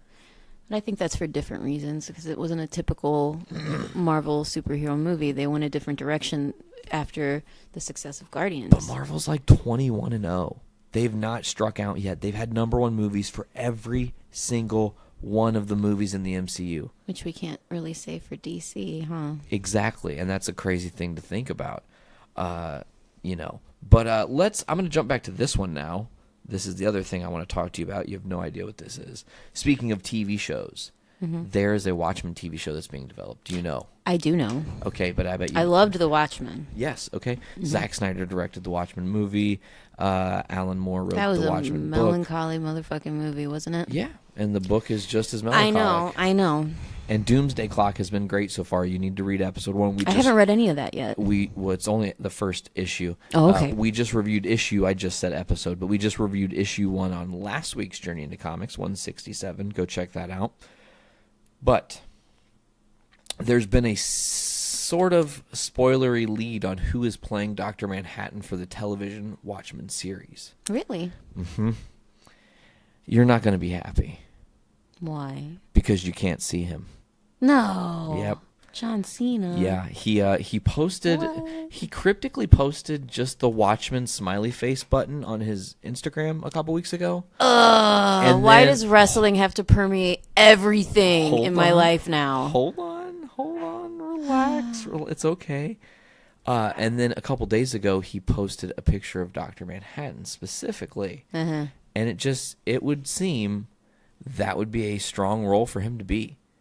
John Cena is not a bad actor. He wouldn't have to say much. Exactly. And he's super. I mean, they can feed him intelligent lines. He's got the physique to play it. I do not want to see John Cena's cock and balls. Sorry, Dr. Manhatten. You won't. Well, you might. I mean, Dr. Manhatten did walk around in the nude. Didn't you say this was going to be a TV show? Yeah, but it's on HBO or Showtime. It's on one of the. Oh, yeah, I'm pretty sure it's see. show. I think it's HBO. Probably I think it's HBO. Yeah. And it's going to be telling stories in that universe. That's dope. Yeah. I can't wait. I hope they don't fuck it up. Yeah. Yeah. HBO, as much as I love HBO, they have a tendency of fucking up the shit I like. What have they fucked up so bad? True Blood. Well, okay. Is that it, though? That's their only transgression is True Blood? They scarred me for life with 6 Feet Under. Okay. Let me see what else. United States of Terror. That was a great show, but they canceled it and didn't end it properly, and that was sad. Okay. Fuck HBO. Wow, but Game of Thrones. Oh, but Game of Thrones. I can't say fuck HBO. Game of Thrones. Maybe this is why I should say fuck HBO, because they're making me long for Game of Thrones, and that's not even coming out next year, is it? We don't know. Still to be determined. We don't know. Sorry, Tangent City. Let's get back on track here. Yeah, we might not even get Stranger Things next year either. Yeah, that's the rumor. So let's move on here. They giveth and they taketh away. You and I embarked upon. I was just making sure we were recording. I've had that happen to me before, and it was very not good. We are, right. Yeah, we're definitely recording. Everything's Okay, great. So let's get into this now. Today. Yes, this was a long day. Typically, listen to me. Typically, for this specific kind of talk, I would bring AP and Blaine in to do this special. I didn't really want to do that this time because I really, really, really have special fond memories with you, with The Flash. Yeah. We have been embarking on Flash Tuesday since season 1. Yeah. Together. We've watched The Flash every week since season 1. We watched the mid-season premiere of season 1, which would have been episode 10 from that season. That's when Wells was Reverse Flash. This was right before they did episode 15 where Barry changes the timeline for the first time. Like, God, this show's incredible. If you're not watching The Flash, then you're dumb. well, and we're going to talk about all the CW shows, and I can almost jokingly say that in some ways you're dumb, I guess, because you're not watching Supergirl, and it's amazing. I love that show, as do I love Legends. I know you're trying to catch up on Legends. I watched the first season of Legends. It was really hard for me to get through it. Not that I didn't like it. It's just time-wise, I got behind very fast, and then I kind of lost interest in it, and I haven't been able to catch back up. Season 2 was really great. It was. I wanted to love this show. Like, the first episode, I was like, okay, I'm on board. I'm ready. And then I just got a little burnt out on it. We binged it a little bit. And You didn't really get down on the Vandal Savage storyline. I wasn't getting down on that storyline. I was getting really tired of it because they dragged it out the entire season. It was a long season. Well, and they introduced the slow romance of Hawkman and Hawkgirl, and that kind of took over everything else. Right. The CW has a problem with inserting so much cheesy romance that it takes away from, like, the plot. I don't think I agree with that. I know you don't, but I don't know. Well, I'm a 30-year-old woman watching shows that are typically targeted for a different demographic. And I still love it. yeah. And I get down on it, Yeah. and we watch it, and I don't not want to watch it, But I will say that even in the crossover tonight, there was some cheesiness. Well, let's start at the beginning. We're going to go through all 2 nights, all 4 shows, break down what was going on. We're going to start at Supergirl. Spoiler alert, I was actually a couple episodes behind on Supergirl, so some stuff that has happened in that show got spoiled for me. Yeah, definitely, because I am very behind. I think I've seen maybe 2 episodes of Supergirl ever. I think you've seen the crossover I've only stuff. ever seen the crossovers because I watch The Flash and Arrow. Those are the ones that I watch. Yeah, but I mean, you also watched the Supergirl crossover when Flash went over. Yeah, because To The her Flash show. was in it. That's why I watched it. And then the musical last year, they brought... Yet another crossover with The Flash. Yep. So now we have this big event. Kara is sad because I guess Mon-El is back. At the end of season 2, she sends him away. I won't tell you why or what's going on, but she, without wanting to, has to send Mon-El away, and it's heartbreaking. It's one of the saddest moments in TV. Genuinely, it hit me in the feels, right? And you just feel for Kara. You're just like, oh, this sucks so bad. So now he's back, but for him, time, I can guarantee you, has changed because he was displaced in space and time. So when he comes back, it's been many years for him, and it's only been 6 months for Kara. So it's still Okay. fresh. Well, I haven't seen any of Supergirl, so I didn't know what the hell was going on with that And I'm storyline. guessing that Mon-El, in the long time that he was away, which seemed, like I said, for Kara was a very short time, long time for him, must have found someone, got married, or was put into a forced marriage, or you don't know. Like I said, I'm behind now on Supergirl, so I'll have to catch up this week to really know everything that's going on. But Supergirl, this episode, didn't focus on the sadness that was Mon-El, because right out the gate, boom. This was all about the crossover. Every episode of it was one continuous story, like watching a movie, and it didn't differentiate between, oh, clearly right now I'm watching Supergirl, or clearly right now I'm watching Arrow, or Which last year they did. Yeah, Last year they they did. kind of compartmentalized which it. I didn't really dig because I wasn't into the show yet. I wasn't Yeah. into Supergirl or whatever, so it was hard for me to really care about their storylines, and then instead of thinking like, oh, just watch The Flash, It's kind of 2 years in a row, though, that Kara's been the bad guy in the crossover. Because last year she got her powers turned on the team. Yeah, I remember and, that. And was shooting at them and Yeah, stuff. that was. I think that was. 'cause the Dominators. Was that the first episode of Supergirl I watched? No. First episode of Supergirl you watched was the Flash crossover. Right. I'm talking about the Dominator crossover where the Dominators were controlling some of the team and making like Arrow and Flash fight them. That's and right. Some of the Legends were fighting them, and I think Laurel was still around at that time last year.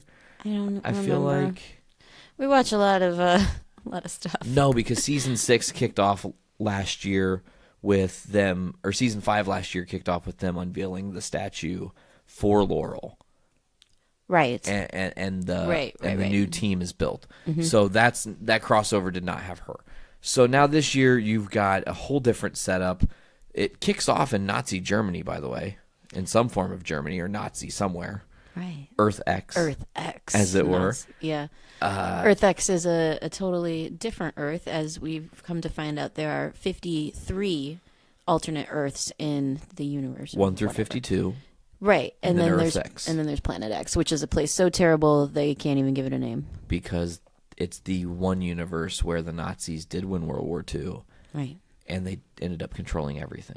Right. And in this alternate dystopia of Nazis, Kara is the general. Spoiler alert. Oh, spoiler alert. It's okay. Well, but we're yes. talking about this. Yeah, we're going to talking be about spoiling it. Obviously, it. we're spoiling it, but I just wanted to say it aloud for Good call. the fools who are not paying attention. They're like, what? Super? Oh, no, they spoil, Dicks. Okay, so back to it.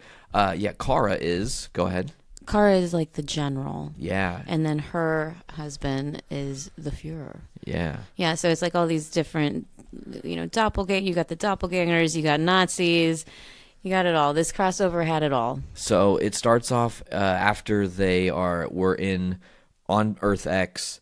You see Guardian X, which is I guess what you'd call him, which is James Olsen from Supergirl, fighting with the Dark Archer. I don't know what they called him. I don't think they ever gave him an official name other than the Führer. The Führer. But in this planet, are you going to? No, go ahead. Oh, well, on this planet, the Archer is actually Oliver Queen. Yes, and he's the Führer, married to Kara, evil Supergirl, which is a totally unexpected pairing of the thing. And even Kara's like, "Oh, we're married." Oh, no offense, but we are there. He fights the Guardian. He kills the Guardian. Later, you see his helmet in the central room where they have the big teleport. Mm-hmm. You can see Guardian's helmet just sitting there like a trophy.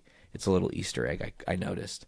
But from there, we go to Iris telling Barry that they have a problem. Okay, I had a problem with this whole opening sequence of the crossover. I found it really annoying that while the Flash is having this big battle and is, fighting and whatever, she has to phone in and say, "Oh my God, not everybody's RSVP'd for our wedding. What are we going to do?" And he's like, I'm a little busy right now. And she's being a dumb fucking bitch about it. Well, I mean, look, you have to think that, I think Joe says it best when he makes the toast at Jitters, that they've just done this so long together and with such trust. Once Iris found out who Barry really was and became a part of the team, they've had to just trust each other through every crazy thing that's been happening. Savitar, Zoom, now DeVoe. So here, she's just phoning in going, "Honey, here's a little side piece of information. We don't have everybody's RSVP yet. And it's kind of the important people we want to have at the RSVP." Well, what does she want him to do about that in that moment? Why is that so important that she needs to call in while he's battling and potentially get him hurt or distract him with stupid wedding stuff? Well, he's fighting. I don't like that the CW. I'm sorry, but I don't like that the CW is making the women like this. They even did it with Felicity, because then they cut to the scene where Oliver is battling, and then she calls and says, "Oh my gosh, are we going to go to the wedding? I know you're busy right now, but we should probably talk about this." And he's battling ninjas, and it becomes an ongoing joke. But they're non-threatening bad guys. You I gotta know, think King I Shark, know. Barry has beat King Shark twice now, so it's not anything he has to worry about. Fighting King Shark is easy. Oliver versus some basic ass ninjas, he fucking got trained by the League of Assassins. Basic ass ninjas don't have anything on Oliver Queen, I just think that it made the women look very cliche. Well, but not all the women said everything, because I'm pretty sure that didn't Professor Stein say about the RSVPing when they went to the Legends? Yeah, and they're equating his bumbling character to being a woman. I don't think so. I think you're reading too deep into it. I'm reading too deep into it because Supergirl is such about women's empowerment. Listen, I know, I understand that, and there were scenes where they tried to make up for it in this crossover, where Felicity and Iris try to save the day and are ultimately foiled. Again and again. I think everybody tried to save the day. Everybody tried to save the day.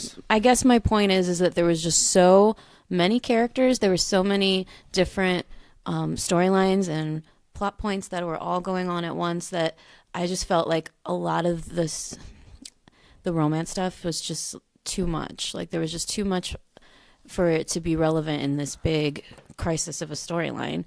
And I feel like I know what you're gonna say already, but I think it was just a little too much cheese. It was a little too much. But if you with don't, the romance, listen, all I'm going to say is this. If it's the real end of the world, okay, let's be real talk right now. Mm-hmm. Kim Jong-un has just hit the button to fire a nuke, right? Mm-hmm. And we've only got X amount of time here. You think all romance on Earth is going to go away? No. No, and I don't mean it like that. I mean, there's just like a lot of petty things that aren't important, like wedding details and RSVPs and all of these things. And throughout the whole show, it was just like, and then, oh my God, and then this storyline with the sister, Supergirl's sister. Oh, Alex Danvers. Yeah, she ends up having a one-night stand with, of course, the only other beautiful lesbian on the show, Sarah. And it's just like, I don't know. I feel like they were trying so hard on this crossover. I disagree. I think that the thing that makes these shows so great is they're not afraid to take those chances. It has to become normalized. But no, that's not what I'm talking about. Those aren't. That wasn't taking a chance. I feel like it's just like predictable. The whole thing was just like, okay, well, of course that was. Yeah, of course. Yeah. The whole thing was just a little predictable. Okay. I mean, it was great, solid entertainment. I loved watching it.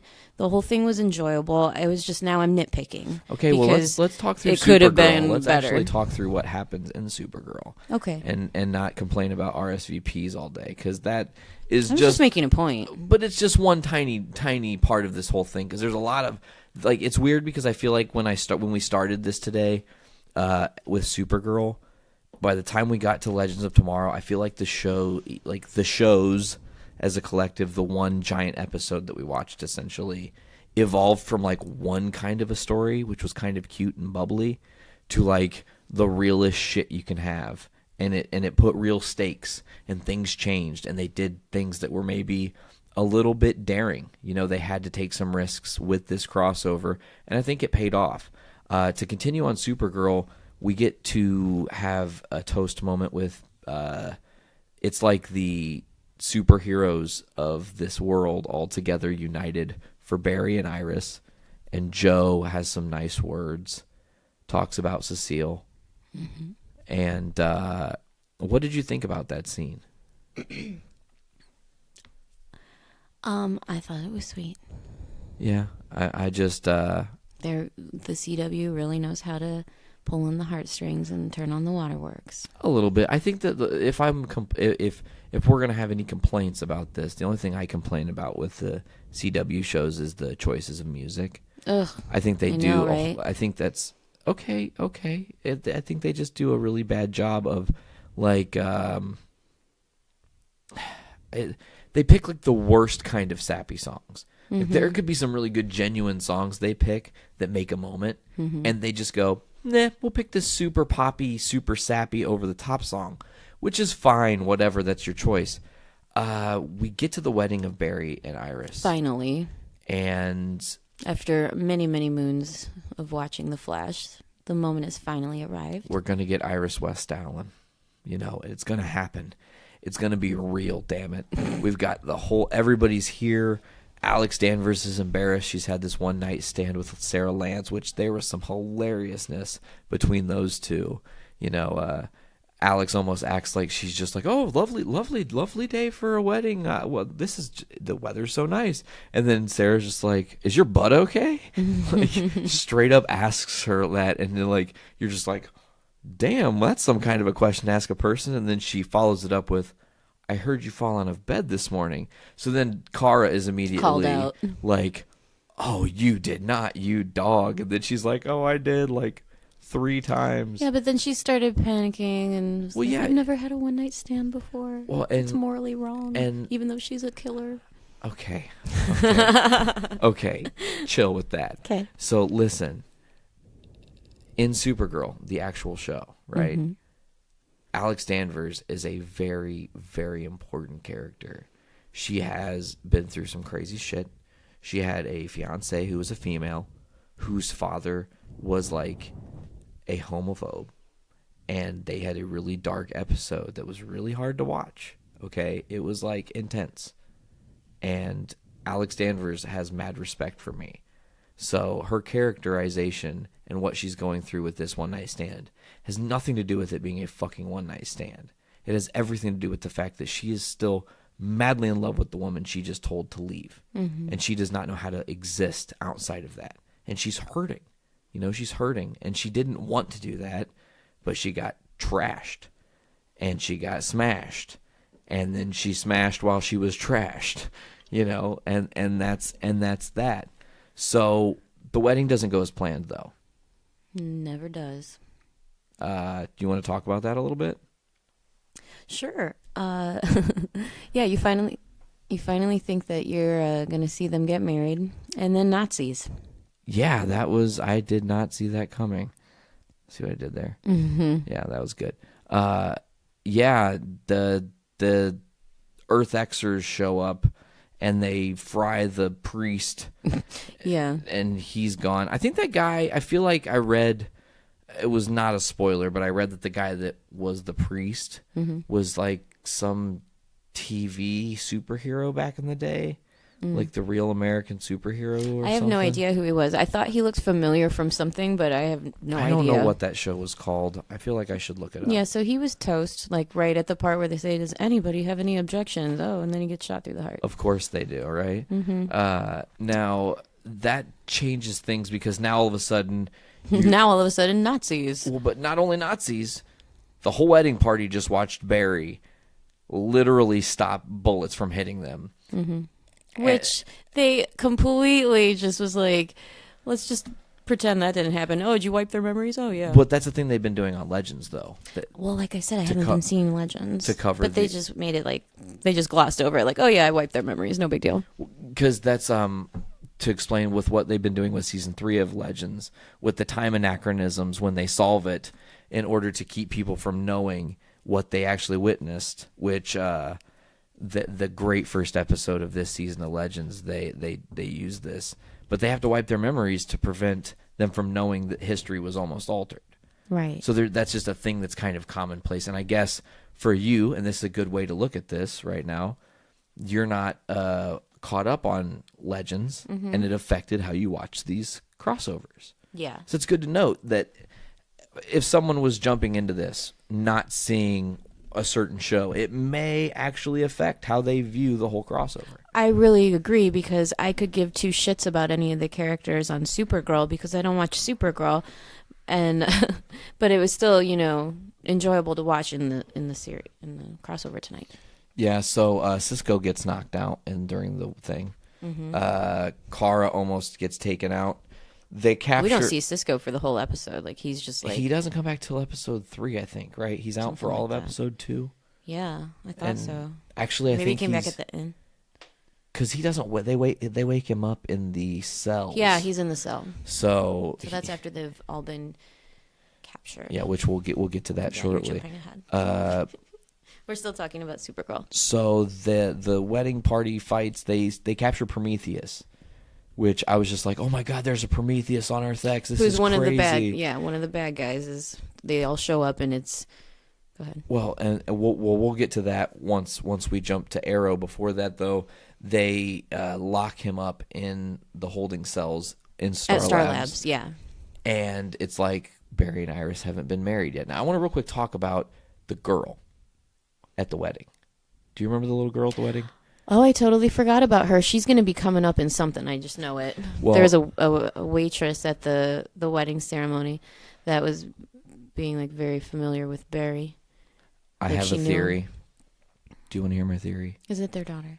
It's one of their grandkids from the distant future. That's why she's so nervous. And she's saying, she's like remember so to say to I be do, there. because she's trying to make sure that they get married at that moment. I don't know. And... well, I have no idea who she is, and that wasn't resolved, was it? Well, it won't be. I don't think it won't. Right. It won't be resolved at least until deeper in this season or maybe next season. Right. But she's very jittery to talk to Barry. I told you she looked a lot like a crossover between Barry and Iris if they were to have offspring. So I'm looking it up right now. Waitress from crossover. Yeah, because there have been some. Okay, yeah. See, this is. I'm pulling up the first article. This is from Bustle.com. I've never used Bustle, so hopefully this isn't bad. The ceremony's about to kick off, and a mysterious cater waitress makes a beeline for Barry. Their awkward conversation only lasts for a few minutes, but she keeps offering him water that he doesn't appear to want. That sounds harmless, but the fact that she won't take no for an answer means one of two things. One, she's really bad at taking no for an answer. Two, that there was something in the water. I don't know about that. Somebody has no idea. That's someone's conjecture, I think. Yeah. Yeah, she seemed like she could definitely be a potential time traveler. See, I think it's Dawn Allen, which is one of the Tornado Twins. I do believe. Oh, shit. Could also be Jenny Ognatz. I don't know who that is. But let's see. In the comics, Dawn Allen is the sister of Don Allen. D-O-N, Allen is the son. D-A-W-N. Dawn and Dawn. Is the daughter. And together they make up the super speedster duo known as the Tornado Twins. Conceived towards the end of Barry's life, his pre-crisis life on Infinite Earth's life, he came back later. The pair lived in the 30th century and were part of the Legion of Superheroes, which they have teased in Supergirl, and they also teased it in Flash a couple seasons ago. Okay. Because Plausible. of Barry's death in the crisis, they never knew their father and were often depicted as jealous of Wally West, who got to have Barry as kind of a surrogate dad. But so that's a possibility. And then of course they talk about Dawn and Dawn, but they don't talk about Jenny Ognatz. That's okay. We were talking about Prometheus being at Star Labs, and then you went Tangent City. Well, I wanted to bring up the waitress before we left Supergirl and jumped our way into Arrow, which was part 2 of night 1. Yeah. They moved Arrow from Thursdays to Monday this one night. And we kick off with, who is this Prometheus on Earth X?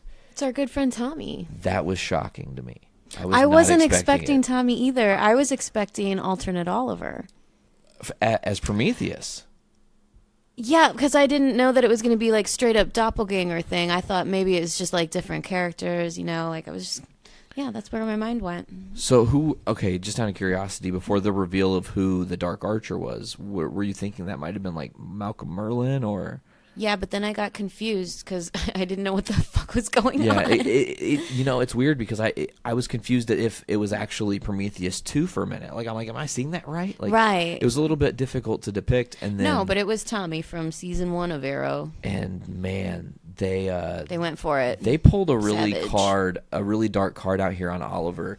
He has to talk to a version of his friend who's dead. Who he watched die in his arms. So he's talking to his doppelganger from Planet X. And he is just like he's trying to pull at Tommy's heartstrings to say like, you can be a good guy and you can join our side and you don't have to be a Nazi anymore. And he's like, that's just the way of life, man. You don't that's have just to be a Nazi anymore. Exactly. Like you don't really. That's true. That should be the episode title. You don't have to be a Nazi anymore.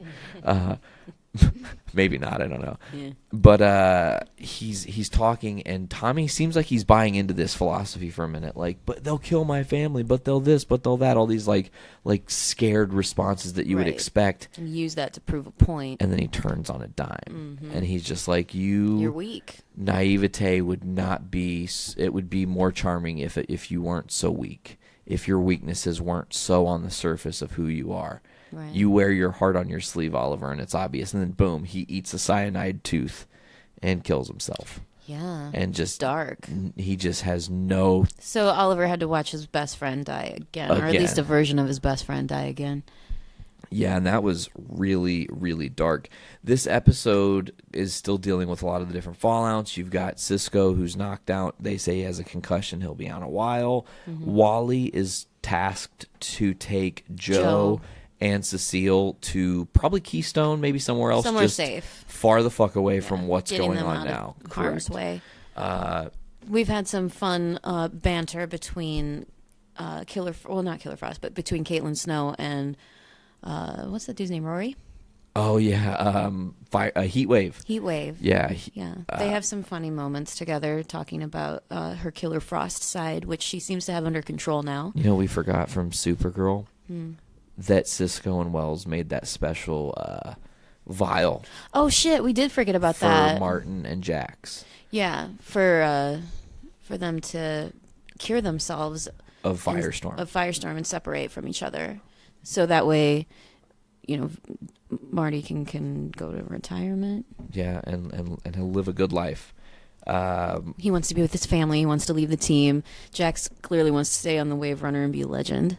Of course. I mean... And Martin, like, tries to devise a way to come up with, like, some superhero serum for him to take to get superpowers. But it would just make him sticky to walls. Yeah, some horrible, shitty Spider-Man version. I just imagined, like... Super sticky man. Somebody throwing Jax and him just sticking to a wall like one of those sticky hands. You know what I'm talking about? Yeah, Like, the just slap those, hands. those Yeah. slap hands from when you were a kid.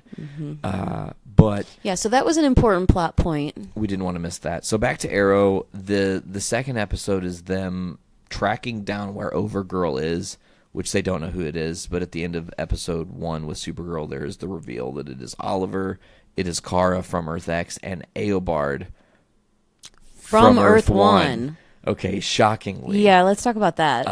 He what can't the escape fuck? him. So- He'll never go away. I feel like that, like genuinely, I was in my head going, how the fuck does Eobard survive? Eddie killed himself. Then the time remnant of Eobard outran Black Flash in season 2 of Legends. That's the whole story. Right. Is Eobard trying to escape his death and the fallout from Flashpoint. Okay, so we're all tying it's all wrapped around. Mm-hmm. And now all of a sudden, Eobard with Wells' face is back, right? So my thought is, what if he created a ton of time remnants of himself at some point and sent them to various parts of time? That would make sense. So it's essentially the same one Eobard, but it's just different alternate versions of himself that he ran back and forth in time to create. Because all you'd have to do is, okay, so you're in, like, we're here, where we want to go. We're like here in time, and then He's making a graph. What you do is you would go back in time here, okay, and then you would go just a bit forward in time before you got to this one, and you'd pick yourself off your timeline and bring him back here. So now you've got 2 there, and you would just keep doing that along your own timeline. Damn. Jumping forever and ever and ever and ever and ever, and Infinite you could create Eobards. an infinite army of Eobards within seconds. And that's a terrifying thing, right? Yeah. So Eobard, you know, we talk about this now because there is the reveal that in Arrow that Eobard, Ollie, and Kara are who they say they are to Barry, to Ollie and Kara. That's so weird to say. Yeah. But the Earth Xers are their counterparts, except for Eobard and Barry are opposite, which I love that they didn't make it Barry again. Could have Right. been Savitar Part 2. Yeah, that would have been too much. too much soon. emo. Too much emo Barry. Emo Barry, Jesus, that was the worst. The way they make Grant Gustin look emo is just by combing his hair down, and that means he's all like brooding and Yeah, like evil. Spider-Man from Spider-Man 3. Don't want to talk about that. But Eobard, I loved that the Wells characterization, he was a little bit more sinister this time around. yeah, Like, he was a little... savage. Yes. Unhinged. It was all that time on Earth X. It kind of got to his brain and fucked him up Yeah, a I little think it bit, fucked you him know. up. But I love that actor. yeah. He's so great. He plays so many different Tom versions. Cavanaugh. Yeah, Tom Cavanaugh. He plays so many different versions of Wells, and I love it every iteration. Yeah, he continuously recreates and reinvents himself, and I love that about that character. I think that if they actually kill Wells off now that from Earth to Wells, that'll be a hit, you know. Yeah, I don't think that's going to happen. Though. Yeah, correct. Knock on We wood. also haven't seen Jessie Quick in a while, by the way. She's on Earth 3 protecting Well, it. didn't they break up? But they got back. I don't remember. There was like some weird drama. I don't remember how that ended. They broke up, and he like. But didn't he just go and see her, and then that was why he was away an earlier part of this season? My God, I don't know. That I can't remember. It's Yeah. all. I don't know. It's all blurring together. So there's the reveal. We know Earth 1 Oh. Eobard. Yeah. We also we neglected to mention that on the romance side, Oliver proposed to Felicity at the end of Supergirl. And she said Or, no. during Supergirl. And she said no because she didn't want to be married, but she still wants to be with him. Yeah, and I think that when we find out her reason, which she explains at the end of all this, it's a viable reason, you know. The last time her and Ollie got married, or tried to get married, she was paralyzed, if you'll remember. She got shot. And was paralyzed. Right. So she just doesn't want to lose him and doesn't want that moment to happen again. Right, and he doesn't understand. He's taking it personally, like, well, why does she want to be with me but not marry me? And for her, it's a trigger. It's a thing that's bringing up all these things that have happened. Right, to her. but this is the CW, and they can't be grown-ups about it and just say that. They have to like pussyfoot around it and make it a big ordeal and a big scene at the engagement party. But she yells, "No, I won't marry you." Well, she was trying to make it not a big deal because she's saying like, I'm down to be with you and to be committed to you and to. But she never gave him an actual reason why she didn't want to marry him, and that's all he wanted. Yeah, and he's like, I'm physically incapable of talking about anything else right now. Yeah. Like, we need to figure this out. Why wouldn't he be? So then when we get to, in Arrow, when we get to the face-off, we've got the 3 Earth Xers versus our team and some of the legends. I loved that you've got Barry and Kara standing there. And then all of a sudden you see this motorcycle. And then Ollie jumps off and he goes, one thing, super speed. I don't have it. Like, he's so like, they're come just on, like guys. whistling, waiting for him to arrive. Like, oh shit, that's right, he's not a meta. Like if it matters that much, come pick me up a little bit earlier. Like, you can fly, Kara. Right. You can hold Flying my weight. It's not that bad. Or Barry, run me there super fast. This So goes. battle ensues. Yeah, this goes off the rails super quick though because there's all of a sudden. Bad Supergirl shoots her beams of light out of her eyes and tries to destroy a building with a bunch of construction workers working on it at night. Yep.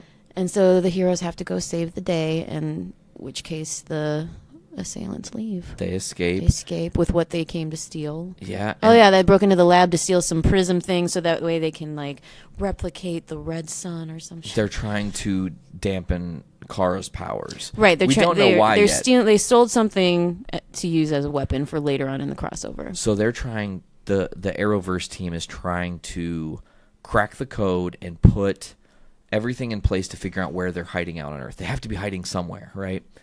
And they figure it out, and it's this this shipping dock. McGuire's Shipping, I think, is what I saw on there.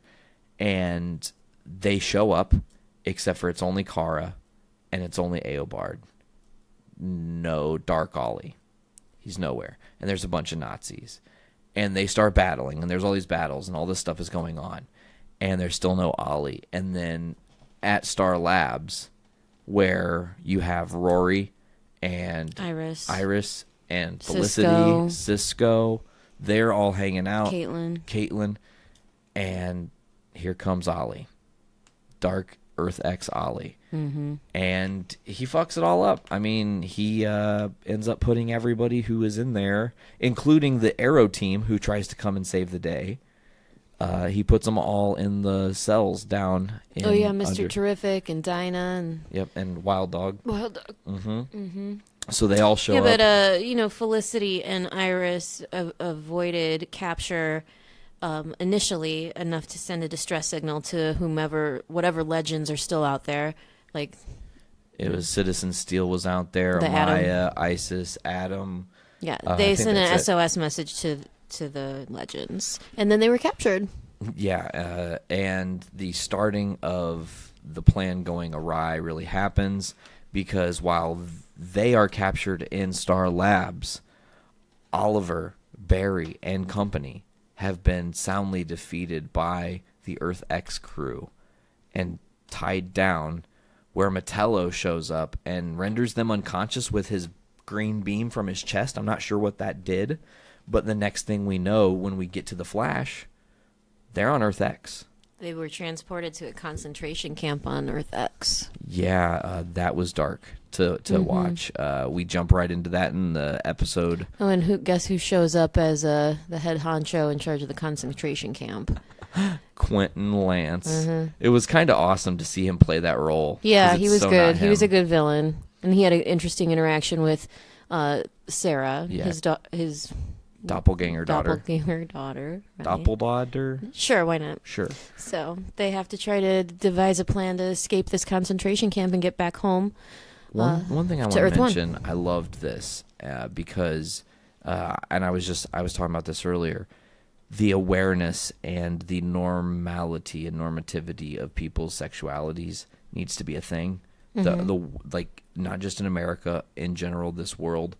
you should be able to live your life how you choose, as long as it's not like harmful to little children or to, being. As long as you're not hurting anybody. Exactly. As long as there's no malintent, you should be allowed to love who you're going to love. And I love that the Underfuhrer Lance, I don't know what we'd call him, Underfuhrer or whatever, but he asks Sarah, like, why did you align yourself with these people? And instead of saying, like, because I'm a legend. Because he's a Nazi. Yeah, because he's a Nazi. In this version, he's a Nazi. She says, because I like men and women. And then, like, he's like, oh, I had a daughter just like you. Like, and then because he knows that they're the doppelgangers. Exactly. He's in charge of what's going on. Exactly. They get led to the slaughter. They're going to die. Yeah. It was very sad to watch. It reminded me of some Holocaust, Schindler's List type stuff. It reminded me of some sad stuff. There was some guy that was in the prison camp with him with a pink triangle. Mm-hmm. And he says he loved somebody that... He loved the wrong person. Yeah, he loved the wrong person. Because he was gay. He was in the camp. They are led out of the camp. They've got the dampeners around their neck. Power dampeners. Including the guy with the pink triangle. We must mention now he's kind of... Which I hadn't noticed until they were, like, right about to face the firing squad. I was like, wait, he's got one, right? Yeah, and so he's with this group. And right when the firing squad is at, like, ready, aim, boom, Captain Cold, what? Out of nowhere. But it's not Captain Cold. It's actually Citizen Cold. Different version of Captain Cold. It's Earth X's version of Leonard Snart. Correct. He is a super good guy. In this version. I loved his... I love this version of him way better than the previous iteration of him. This version of him is joining Legends for a couple episodes. That would be great. I'd be okay with it. The mid-season finale will have him. And it ties into what you were just talking about with the openly gay characters on TV. Correct. And normalizing it because this version, Citizen Cold, is there to save the Ray, who is the guy with the pink triangle, who has powers because he is the Ray, and can glow super bright and throw, like, light beams at people, which is crazy. He's actually from Earth 1, and he's on Earth X. We never find out why. Right. I think you find out why on the CW Seed show, because there's, like, a cartoon version of this that they had already done, like a lead-up to what was going on. I haven't watched it yet because I don't have CW Seed, but... So, like, Leo Snart, not Leonard Snart, Leo. Yeah, he comes and saves the day. Because the Ray is his boyfriend, husband, fiance, whatever. Lover. You want to call it. Partner.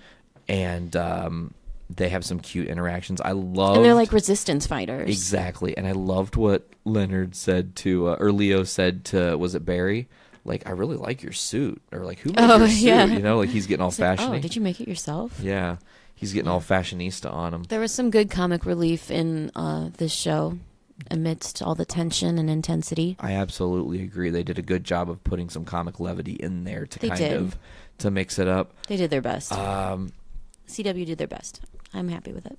So, the Legends and Team Arrow and Team Flash, the main heroes of the groups, they escape Doom.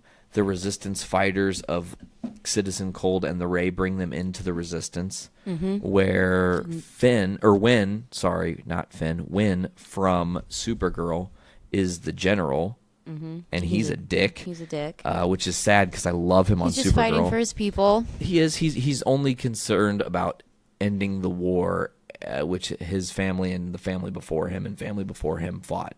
Right, because they've been living this since the 40s. Yeah. The Nazi reality since the 40s, right.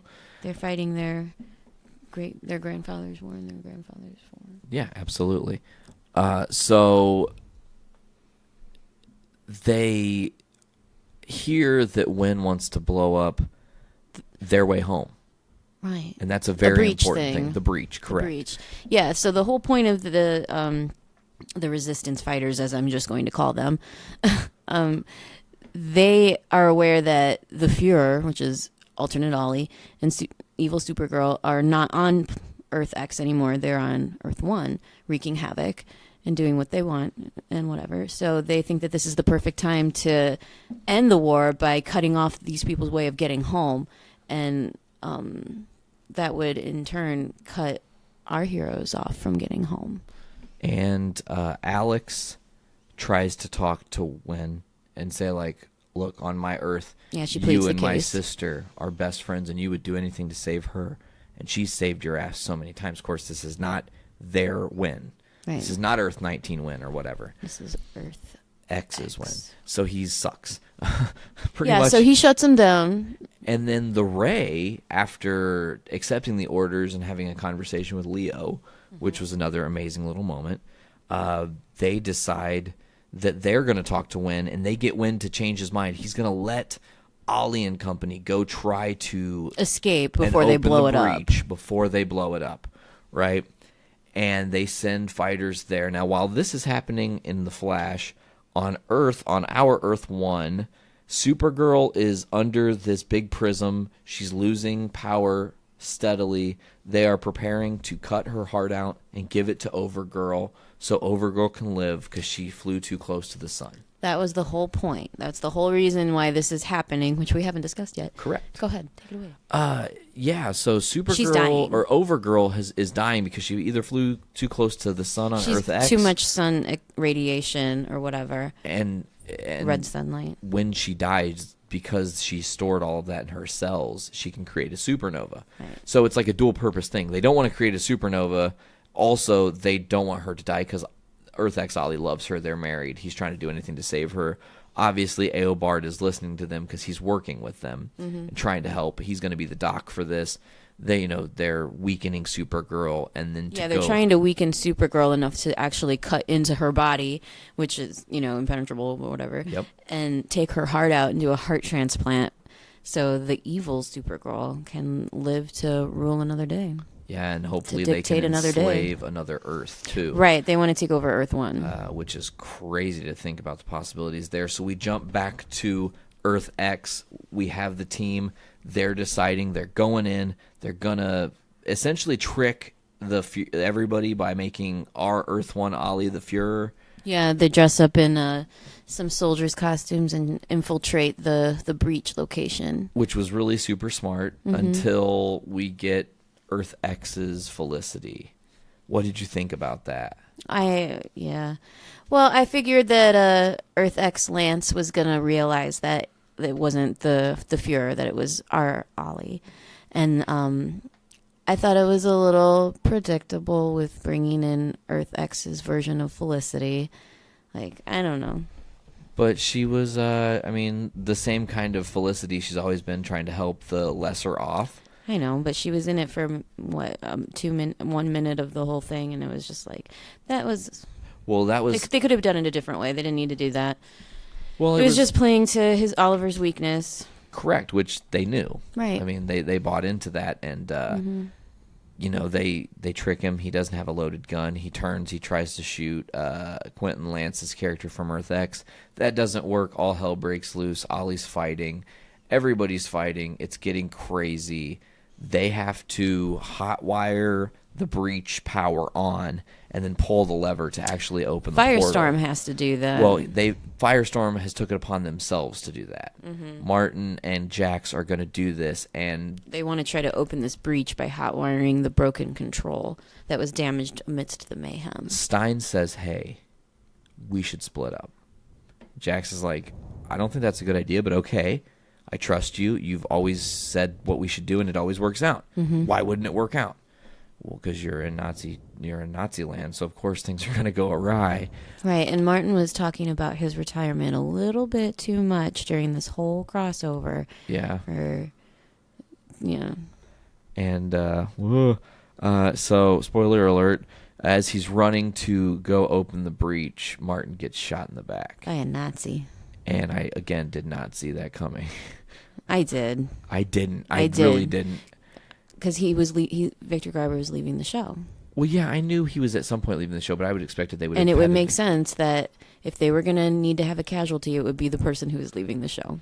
Well, so I knew that was coming. Okay, fair enough. And he would, like I said, he was talking about, I'm going to have so much fun on my retirement. I'm going to finally be the husband I want and the dad that I never was. No. Well, you got to think. Well, I actually don't think you know this, but in season 2 of Legends, that daughter is a new thing. I did know that. She doesn't exist, and then she does. So didn't that happen during a crossover event of some sort? Oh yeah, they introduced her last season during the cross. I forgot about that. Yeah, I remember. I'm sure I remember. So he gets shot, and you called it. You were like, Jax is gonna go, become Firestorm and merge with him, and he did. And then they took him back to Gideon to try to see what was gonna happen. Before that, though. Because now we're jumping into Legends. Oh shit! Sorry, it's okay. I'm jumping ahead. They end with so much happened. They end with Gray on the ground shot, and we don't know what's going on, and what's going to happen. Right. And then Supergirl might be getting cut in two. And that's it's how like they ended it. All this tension. Oh, we don't want to forget that Iris and Felicity turned the power off in Star Labs. And when they made their SOS call, and then she turn the power off so that way they couldn't finish the procedure of cutting out Kara's heart. Correct. And one thing I loved is Reverse Flash pins her to the wall and is about to Cisco her, like Season 1 Wells, and put his hand through her heart with, no second thoughts. And Supergirl bumbles out and is just like, don't hurt anybody. If you're going to hurt someone, it's going to be me. Give him the code. Now, she gives off a string of words and numbers. There's an Easter egg in those words and numbers. What is it? She says Ed and then Jonas. Ed. Guess what Tom Cavanaugh starred in? The TV show Ed, right? What was that show he was on? I don't fucking know. No, didn't Tom Cavanaugh have that show Ed? I don't know. I'm going to look that up right now. You're going to know it as soon as you see it because it was something from the 90s. Okay. Let me pull it up. Give me a hot second here, folks. Okay. You can, if you want to start talking a little bit about what's going on with Gideon and Firestorm. Yeah, So we're starting with Legends. Okay, so the final installment of this crossover was the Legends time slot. And we left off with them, they turn the power back on because Felicity gives them the code. They're going to try and do this procedure again to try to weaken her and cut through her heart or whatever. Okay, let me see. You're pointing something to me. Ed. I don't know what the fuck You never saw Ed. is. It was a TV show in 2000 to 2004. I watched several episodes of it. It had Tom Cavanaugh. That's where I remembered him from. But she says in the code Ed, which is a little Easter egg to his show Ed. I see. So anyways, continuing on. Sorry. That's okay. I don't even remember what I was talking about. We're talking about Legends. Where do we leave off? Oh, yeah. So Victor Garber's character is dying on Gideon. They make it to the Wave Runner. They get him hooked up to medical. And then they realize that Caitlin's there. Caitlin Frost is there. And she realizes that if Martin dies, then Jax will die too. Because the only reason Martin hasn't died yet from his substantial gunshot wounds is because of his link to Jax. One thing we got to mention in Legends is the sound deletion of Metello, because the Legends come and stop Kara from getting operated on. Adam saves the day. Oh yeah, we didn't even talk about that. God, like I said, there was just so many things happening. I can't remember them all. Yeah. So the Legends, it was jam-packed. The Legends come and let everybody out. It forces Reverse Flash. It was great seeing tiny little Adam. And then he gets huge and punches his suit Eobard, can which is expand. awesome because there's stuff in season 2 of Legends between Eobard and Adam. They have a history. So when you catch up to that, it's like, oh, that was a huge payoff moment. Sweet. So then, was that the table? That was okay. my No chair. worries. It was like, whoa, what was that noise? my Freaked me chair. out. So the majority of the Legends, because like Ollie has got over Girl with the thing on her throat, and what is it? The Fuhrer. The Fuhrer is about That's to shoot alternate Ollie. Felicity. Yeah. And they're like at this standoff, and of course, Reverse Flash comes and takes them away. And while that's happening, you had the side team from Arrow, which is Mr. Terrific, Black Canary, and Wild Dog. You had Killer Frost, Vibe. I'm trying to get them all here. We had Firestorm. You had Sarah Lance as White Canary, the Atom, and what's up? Rory. I think Rory was in on that too at that point, yeah. But they're all hitting Metello with their like finishing move at the same time. until he explodes, which was really cool. And I want to mention CW doing a really nice job of taking characters they kind of fucked up on CBS, Red Tornado, The Metello, Supergirl villains. and bringing them back into the universe, reintroducing them in a slightly different way. Yeah. Now they can be utilized later in the CW verse again, you know? So to move forward, they escape. We find out that Martin's dying. Jax is also dying.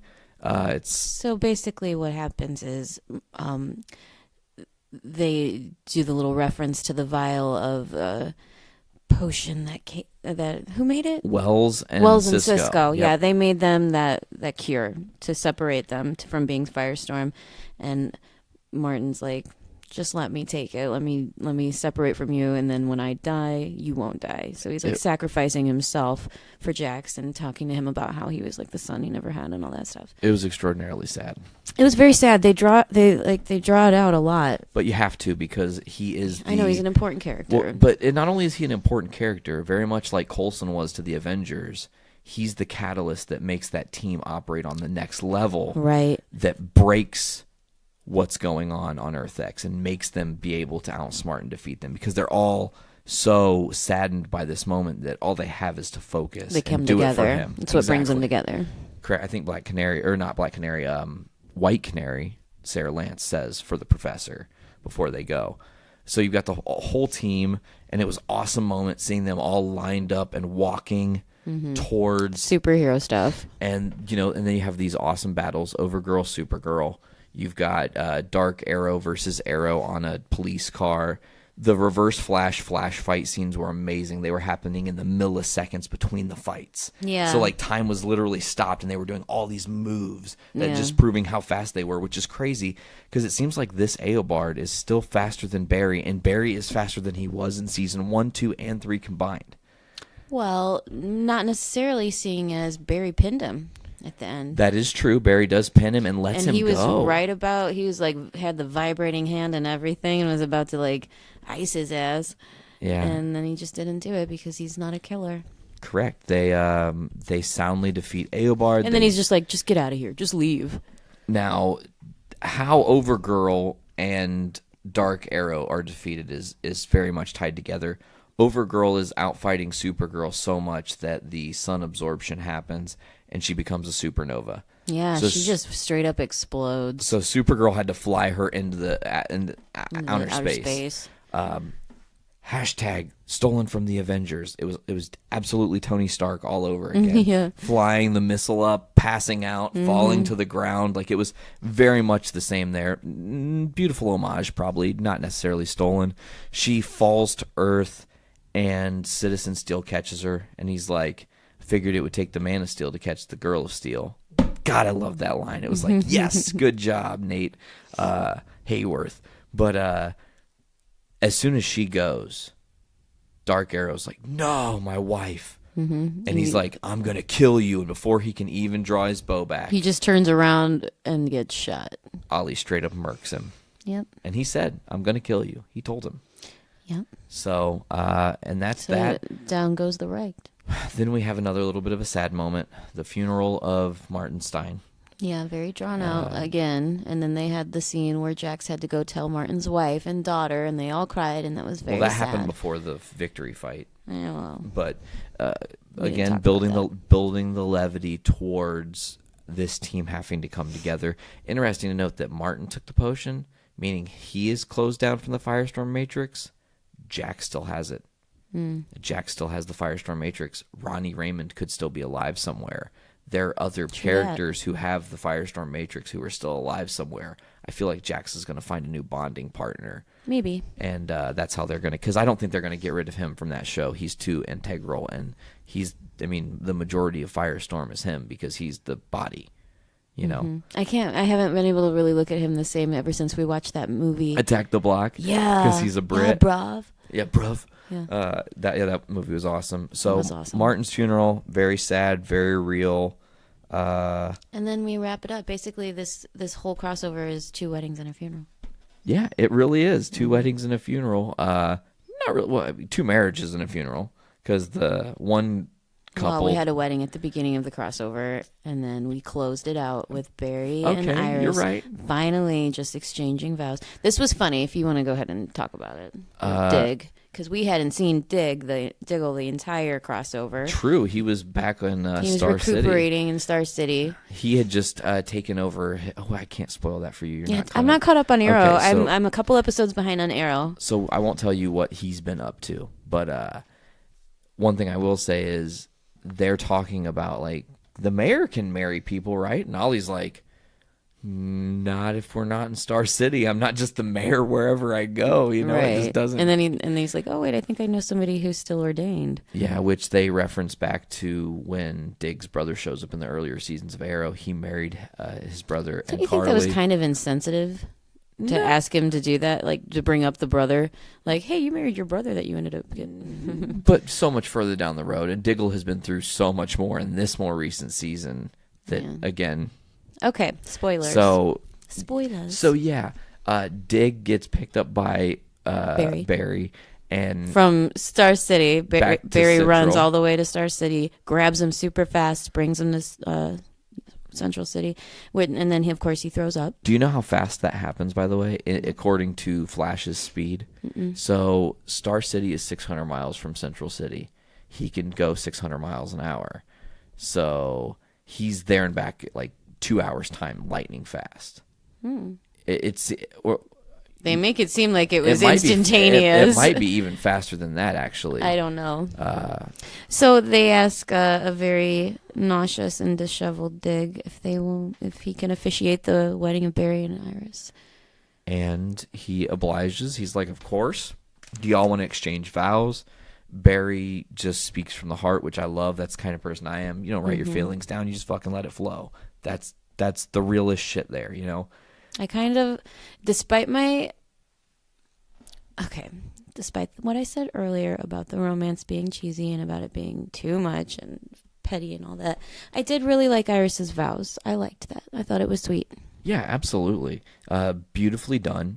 Mm-hmm. She talks about this ballet dance when she was a kid. She got nervous, forgot the routine. Barry and her go up and they kill it together. Mm-hmm. And she knows that if anything is coming her way with Barry Allen, that she can overcome it. Yeah, she can do anything with him at her side. And their love is so real. And before they can get married, they're interrupted yet again. This time not by Nazis, but by Felicity. Mm-hmm. Who, after the complaining about Oliver wanting to marry her all episode or all crossover, the whole crossover, yeah, it was the thing about how they were separated and everything got put into perspective for her, and she and the one thing I loved about them was like Diggs like, do you guys want to exchange vows?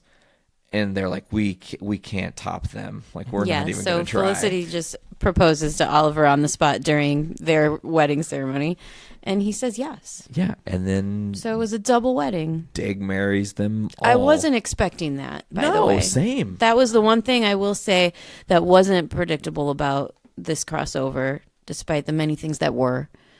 I wasn't expecting that. I liked it. It was a good way to end it. Okay, well, I've got to ask the question of questions. We're now at the end. We've talked about the whole crossover crisis on Earth X.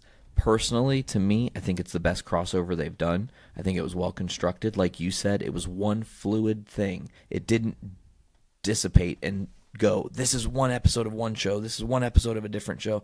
Like, there weren't even opening titles for the different shows. It was the Crisis on Earth X intro for every show. Yeah, it was one Loved thing. it. I loved it. I thought it was good. I enjoyed it. I thought it was good. I thought it could have been better. I thought at times it was a little predictable.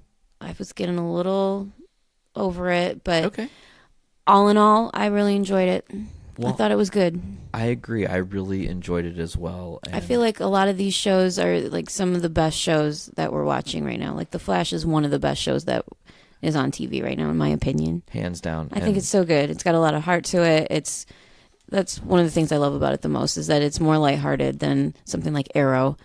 Yeah, and Arrow's tried to take a step back to being a little more lighthearted this season. Season 5 was very intense. Well, I just binge watched the last season of Arrow, and I started watching the first season of the current season that's on right now. So I'm a little behind, but I can already tell the direction that they're going in is different. Yeah, it's definitely. And they needed to. Absolutely. And I love now that Oliver and Felicity are married. Yes, that makes me happy. I've been waiting so long. Yeah, and we have Iris West Allen now officially, so the byline and the newspaper is officially coming true. Oh yeah. And how cool was it to see Eobard back in that little secret room back in Star Labs? Oh man, he went to his the vault.